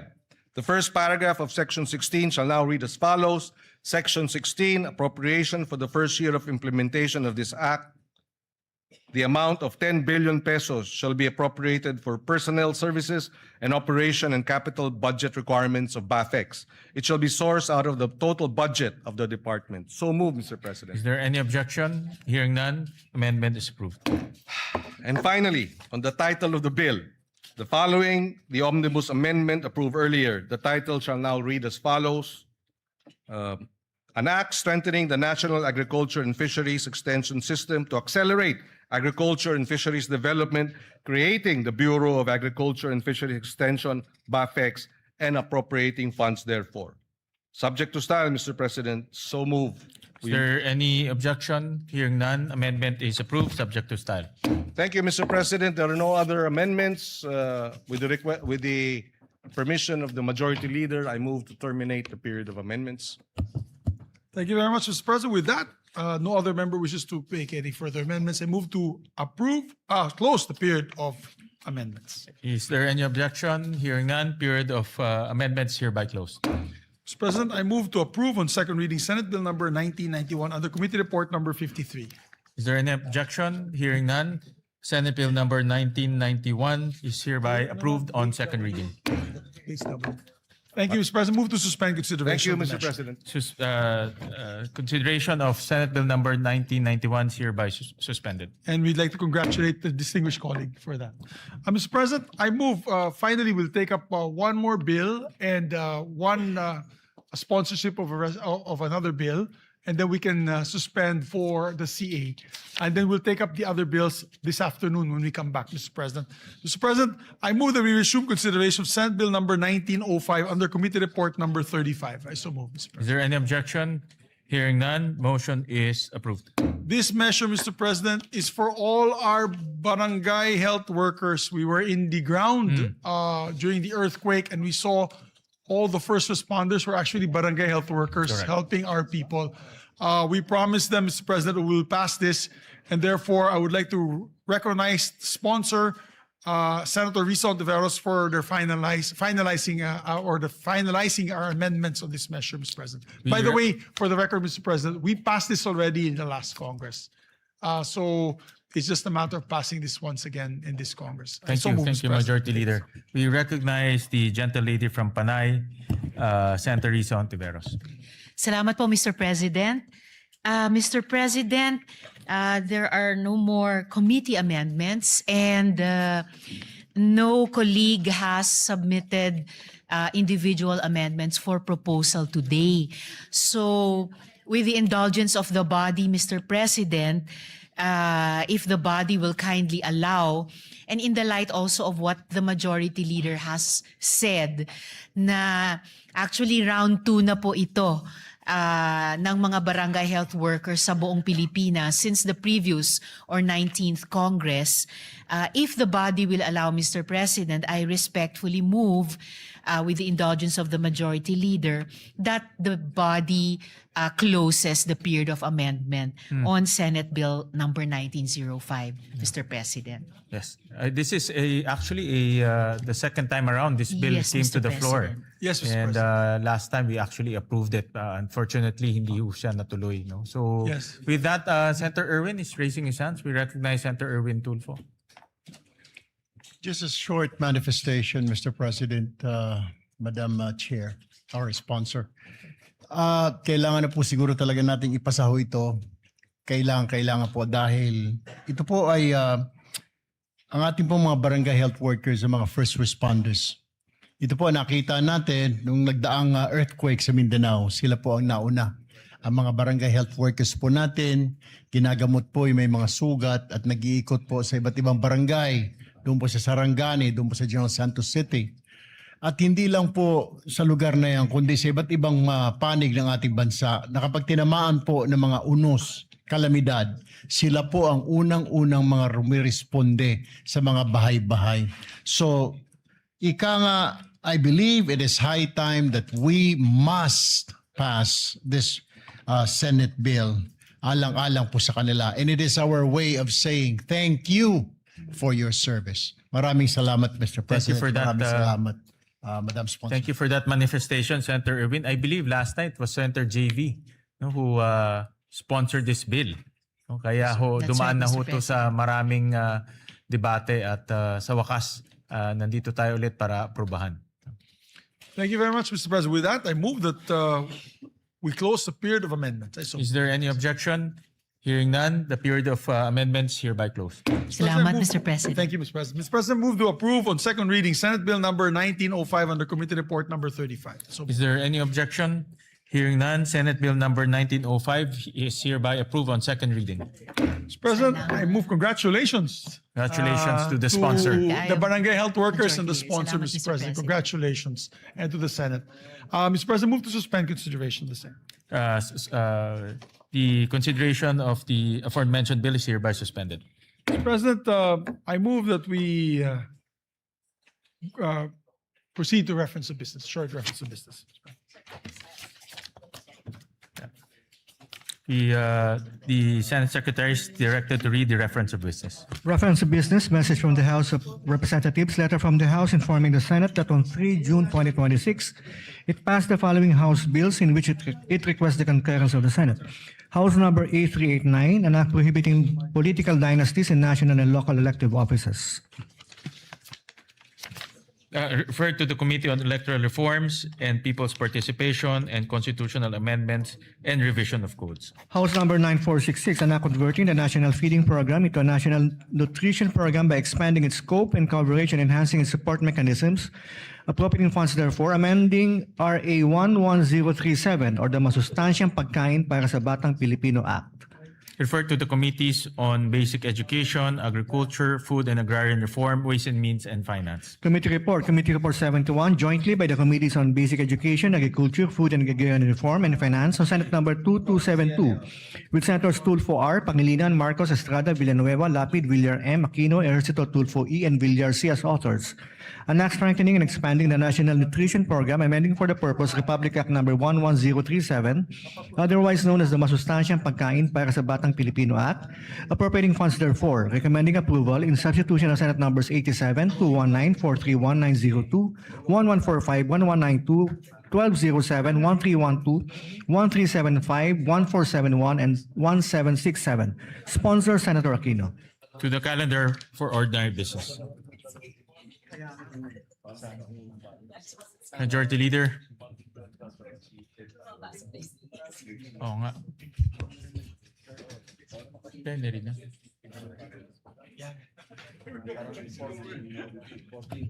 Thank you very much, Mr. President. Mr. President, before we recognize our distinguished sponsors of the measure, we'd just like to welcome also to the plenary our dear colleagues from the House of Representatives, members of the Commission on Appointments. We welcome our colleagues from the Commission on Appointments, Excited na po particularly sila. our Excited na po sila. counterparts from the House of Representatives. Yes, thank you, Mr. President. We welcome them with open arms to their House of or to the Senate, Mr. President.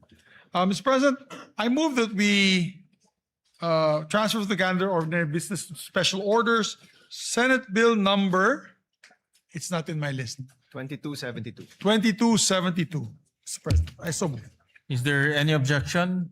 Hearing none, the motion is approved. Mr. President, I move that we consider Senate Bill number 2272 and ask the Secretary to read the title of the measure.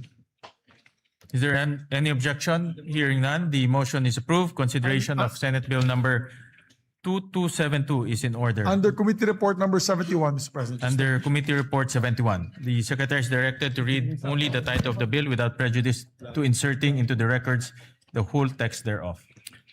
An act strengthening, expanding the National Nutrition Program, amending for the purpose Republic Act number 11037, otherwise known as the Masustansyang Pagkain para sa Batang Pilipino Act, appropriating funds therefore. Mr. President, we recognize the sponsor, Senator Bam Aquino, to sponsor the We measure. recognize the gentleman from Tarlac, Senator Bam Aquino. Mr. President, mga kasama, magandang araw po sa ating lahat. The Committee on Basic Education is pleased to present Senate Bill number 2272 under Committee Report number 71, which seeks to amend Republic Act 11037 or the Masustansyang Pagkain parang sa Batang Pilipino Act.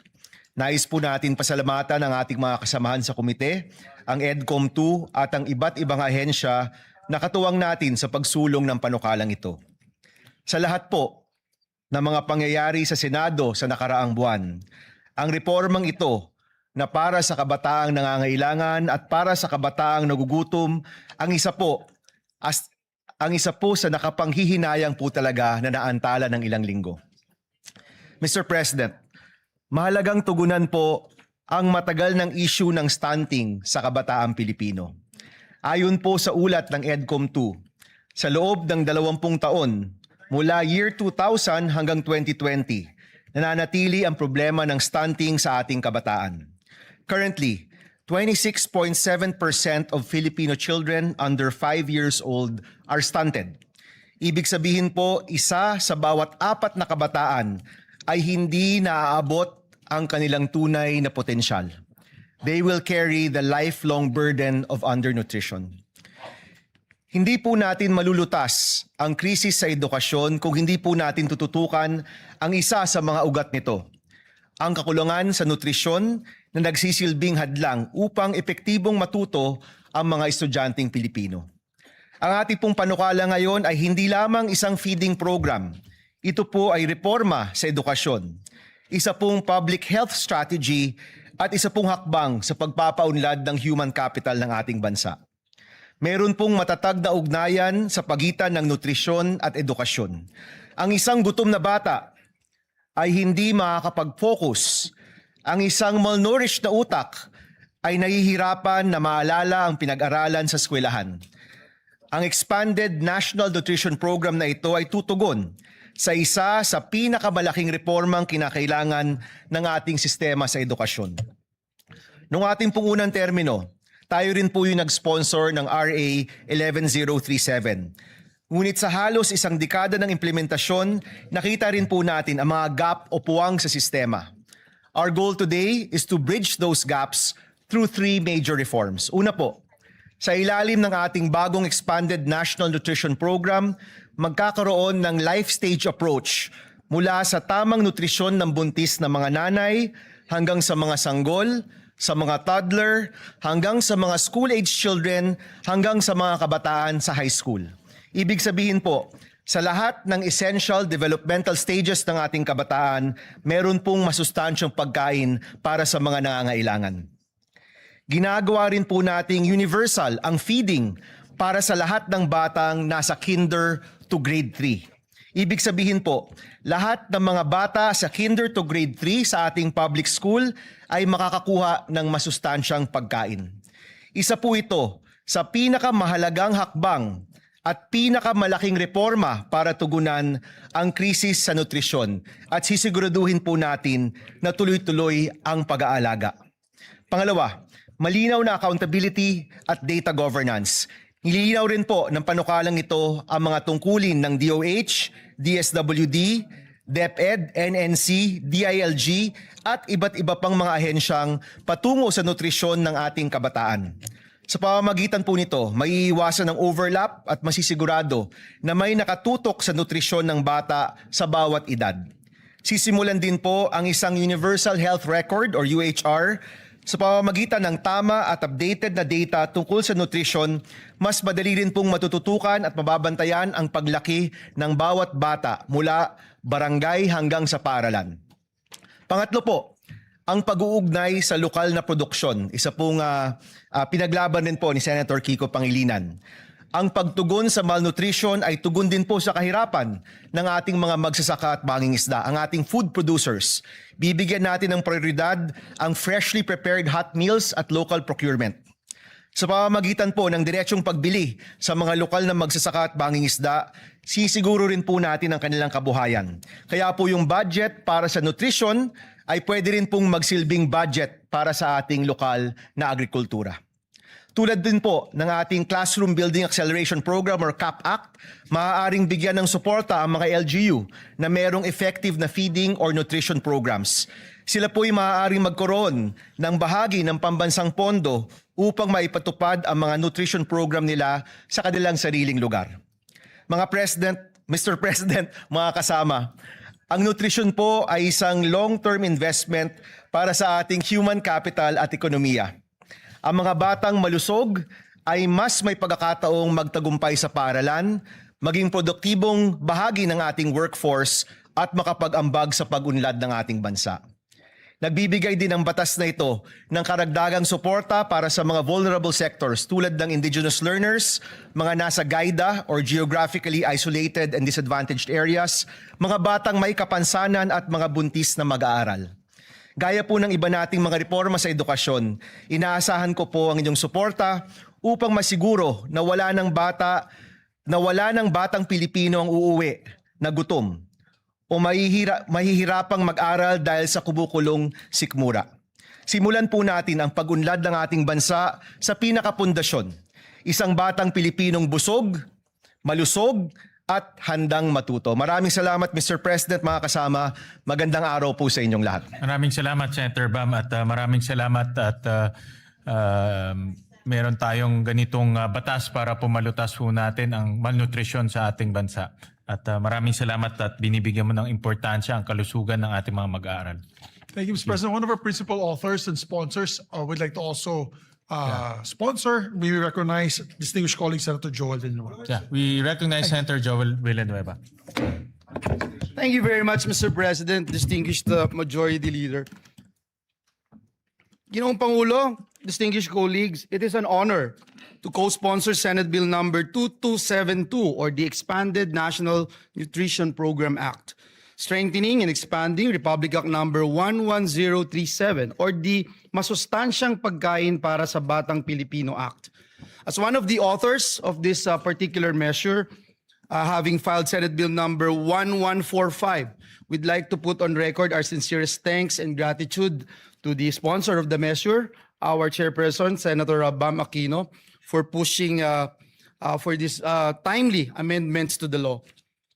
Ginoong Pangulo, kapag po ang isang batang Pilipino ay pumapasok sa paaralan na wala pong laman ang sikmura, hindi lang po yan ang walang laman. Unti-unti rin pong nauubos ang kanyang pag-asa. Because before a child can dream, before a child can learn, before a child can succeed, he needs to be fed and nourished. According to UNICEF, Mr. President, nearly 1 in every 3 Filipino children under 5 years old is chronically malnourished. Sa BARM nga po, umaabot pa raw po sa 45.2% ang stunting rate ng mga bata. Mas mataas pa po ito, Ginoong Pangulo, sa nakakaalarma ng 28.8% na stunting rate ng buong bansa. Habang tayo po ay narito ngayon sa bulwagang ito, may batang Pilipinong pumapasok sa paaralan na tubig lang ang laman ng kanyang tiyan. May batang hirap na mag-concentrate sa klase dahil siya po ay gutom. At may mga magulang na pinipiling huwag kumain para lang may maihain naman para sa kanilang mga anak. Mr. President, the 2022 PISA results also showed that more than 1/3 Filipino students reported not eating at least once a week because of financial hardship. Hindi po simpleng statistics ito, Ginoong Pangulo. Mukha po ito o mukha po iyan ng batang nahihilo sa classroom. Mukha po yan ng batang unti-unting na pag-iiwanan. Hence, Mr. President, we fully support this measure which recognizes that hunger is not really a food problem.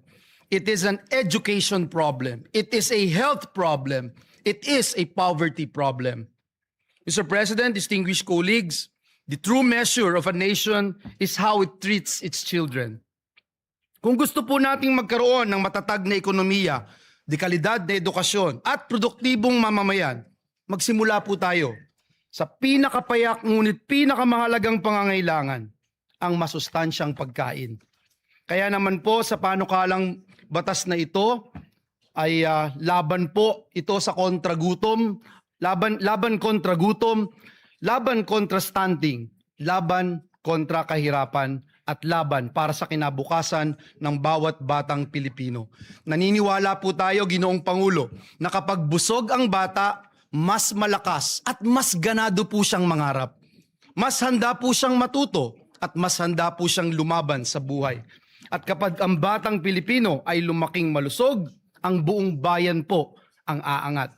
dahil walang batang Pilipino ang dapat matulog na gutom at walang batang Pilipino ang dapat mangarap ng walang laman ng tiyan. Muli, Ginoong Pangulo, maraming salamat at pagpalain po tayong lahat ng ating Panginoong Diyos. Maraming salamat, Senator Joel Villanueva. We recognize the gentleman from Pampanga, Senator Kiko Pangilinan. Maraming salamat, Mr. President. Just a quick manifestation. We will submit our co-sponsorship speech for this measure. We congratulate Senator Bam Aquino for marshalling this through. Nung nakaraang 2 kampanya po natin ay pagkain at gutom ang ating tinututukan. Kaya ito'y isa sa mga mahalagang panukalang batas na dapat lamang ay maipasa kaagad. Isang pondo, Mr. President, 4 ang tinutugunan. Kahirapan, kalusugan, edukasyon, at agrikultura at pangingisda, Mr. President.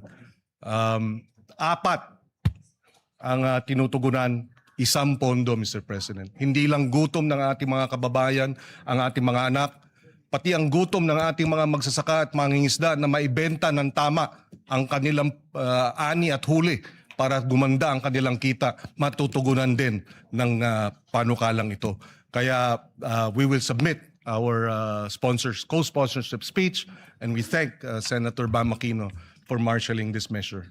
Maraming salamat, Mr. President. Thank you. very much. We also recognize the gentleman from Palawan, Senator Erwin Tulfo. Mr. President, distinguished colleagues, I rise today to manifest my full support on Senator Bam Aquino's bill and formally co-sponsor the bill on the expanded National Nutrition Program under Committee Report number 71. Section 15, Article 2 of our 1987 Constitution explicitly mandates that the state shall protect and promote the right to health of the people. Yet, despite our past legislative efforts, we are cognizant of the stark reality that child malnutrition remains a formidable crisis in our country. Under Republic Act number 11037 or the Masustansyang Pagkain para sa Batang Pilipino Act, our national feeding program is currently limited to a period of 120 days. Mr. President, this is simply insufficient to sustain the nutritional requirements of our growing children from prenatal period to their school age years. Hindi naman po nawawala ang gutom at malnutrisyon pagkalipas ng 120 days. Sa katunayan, karamihan sa mga kaso ng stunting ay nagsisimula sa unang yugto ng buhay ng isang bata. Kaya kinakailangan ang tuloy-tuloy at pangmatagalang interbensyon. It is for this reason that I also filed Senate Bill number 1471. Through this measure, we seek to extend the national feeding program. Furthermore, this bill represents an opportunity to simultaneously uplift another marginalized sector by harmonizing this measure with Section 11 of Republic Act number 11321 or the Sagip-Saka Act. We mandate the direct purchase of agricultural and fishery products from accredited farmers and fisher folks cooperatives. Mr. President, by linking our national feeding initiatives directly with our local producers, we combat the hunger that impairs our students' ability to learn, and we secure reliable livelihood for our agriculture sector. Win-win solution para sa ating mga mag-aaral at magsasaka.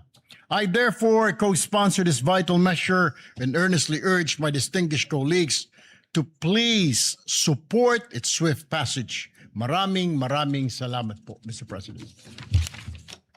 Majority Leader. Thank you very much, Mr. President. Mr. President, we congratulate the sponsors for this timely measure. We were talking about it with the Senate President really quick, just a quick manifestation. We have one of the shortest populations in Southeast Asia. There was a study recently made, and I read about it. Short in height, Mr. President, because of stunting due to malnourishment and malnutrition. And the fact is that we're a basketball-loving country. So if we do not address this, sayang naman yung pagmamahal natin sa basketball. As a matter of fact, nilampasan na po tayo ng leaps and bounds ng Vietnam and Thailand. The children's height or the height average of Vietnam and Thailand, matatangkad na sila. Because early on, they had the promoted this school feeding program and nutrition program. So I'd like to thank Senator Joel Villanueva and Senator Bam Aquino for this measure, Mr. President, and we hope to pass this as soon as possible time.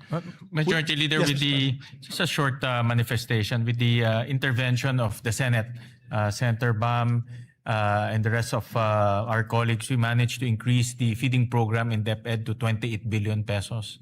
So right now, ang target this year is to have universal feeding for kindergarten, grade 1, for 180 days. No? So araw-araw mapapakain na sila.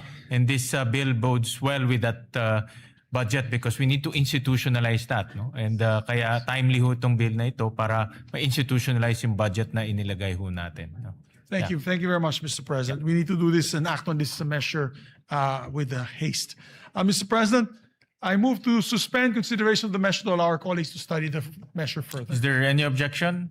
Hearing none, the aforementioned bill is hereby suspended. Mr. President, we just like to designate, before we suspend for the CA, we just like to designate the members of two bicameral conference committees that will happen very soon. I move that the Senate President rather designate the Senate conferees to the Conference Committee on the Disagreeing Provisions on Senate Bill number 1981 and House Bill number 4744.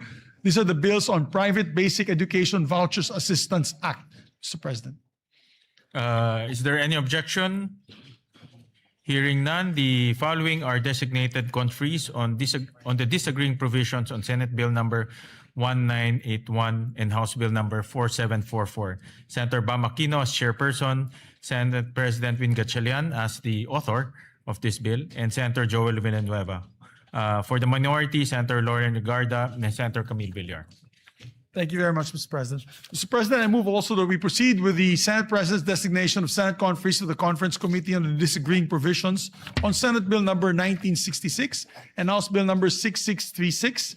This is the bill institutionalizing the Assistance to Individuals in Crisis Situations Act. I so move, Mr. President. Is there any objection? Hearing none. The following members are hereby designated as Senate conferees on the Conference Committee on Disagreeing Provisions on Senate Bill number 1966 and House Bill number 6636. They are Senator Erwin Tulfo as chairperson, members for the majority, Senator Ping Lacson, Senator Lito Lapid, Senator Vicente Soto III, and for the minority, Senator Bongo. Thank you, Mr. President. And also for the record, Senator Kiko Pangilinan would like to be co-author and co-sponsor of the committee report of Senator Bam, as well as yours truly, Mr. President, if it can be made also co-sponsor and co-author. So recorded. Thank you. And Senator Rafi Tulfo as well, Mr. President. So recorded. Thank you, Mr. President. Mr. President, I move that we also we have the list of the minority members to the CA so that they can also participate in today's commission on appointments. This list had come from the office of Senator Pia Cayetano. Mr. President, I move that we elect the following senators as members of the commission on appointments on the part of the minority: Senator Rodante Marcoleta, Senator Christopher Bongo, Senator Amy Marcos, Senator Lauren Legarda, and Senator Jinggoy Estrada. I so move. Is there any objection? Hearing none, the motion is approved. And also, Mr. President, pursuant to Article 6, Section 17 of the 1987 Constitution, I move to elect the following members to the Senate Electoral Tribunal on the part of the minority: Senators Pia Cayetano and Senator Robin Hood Padilla. I so Is move. there any objection? Hearing none, motion is approved. With that, Mr. President, I move to suspend session until 3 o'clock in the afternoon to allow us to have our Commission on Appointments hearings this afternoon, Mr. President. I so move. Session is suspended.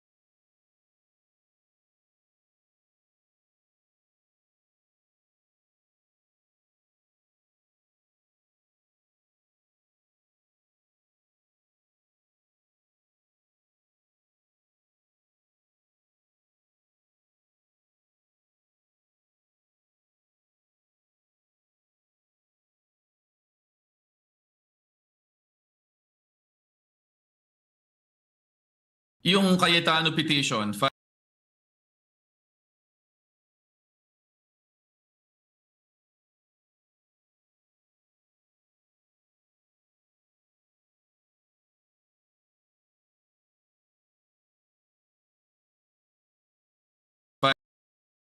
before the Supreme Court had to overcome one basic challenge, which is really the political question doctrine. Historically, the Supreme Court has been very careful in intervening in, well, basically in matters except for the Abilino case. I understand bakit yun ang ginagamit ng mga tao who are discussing this.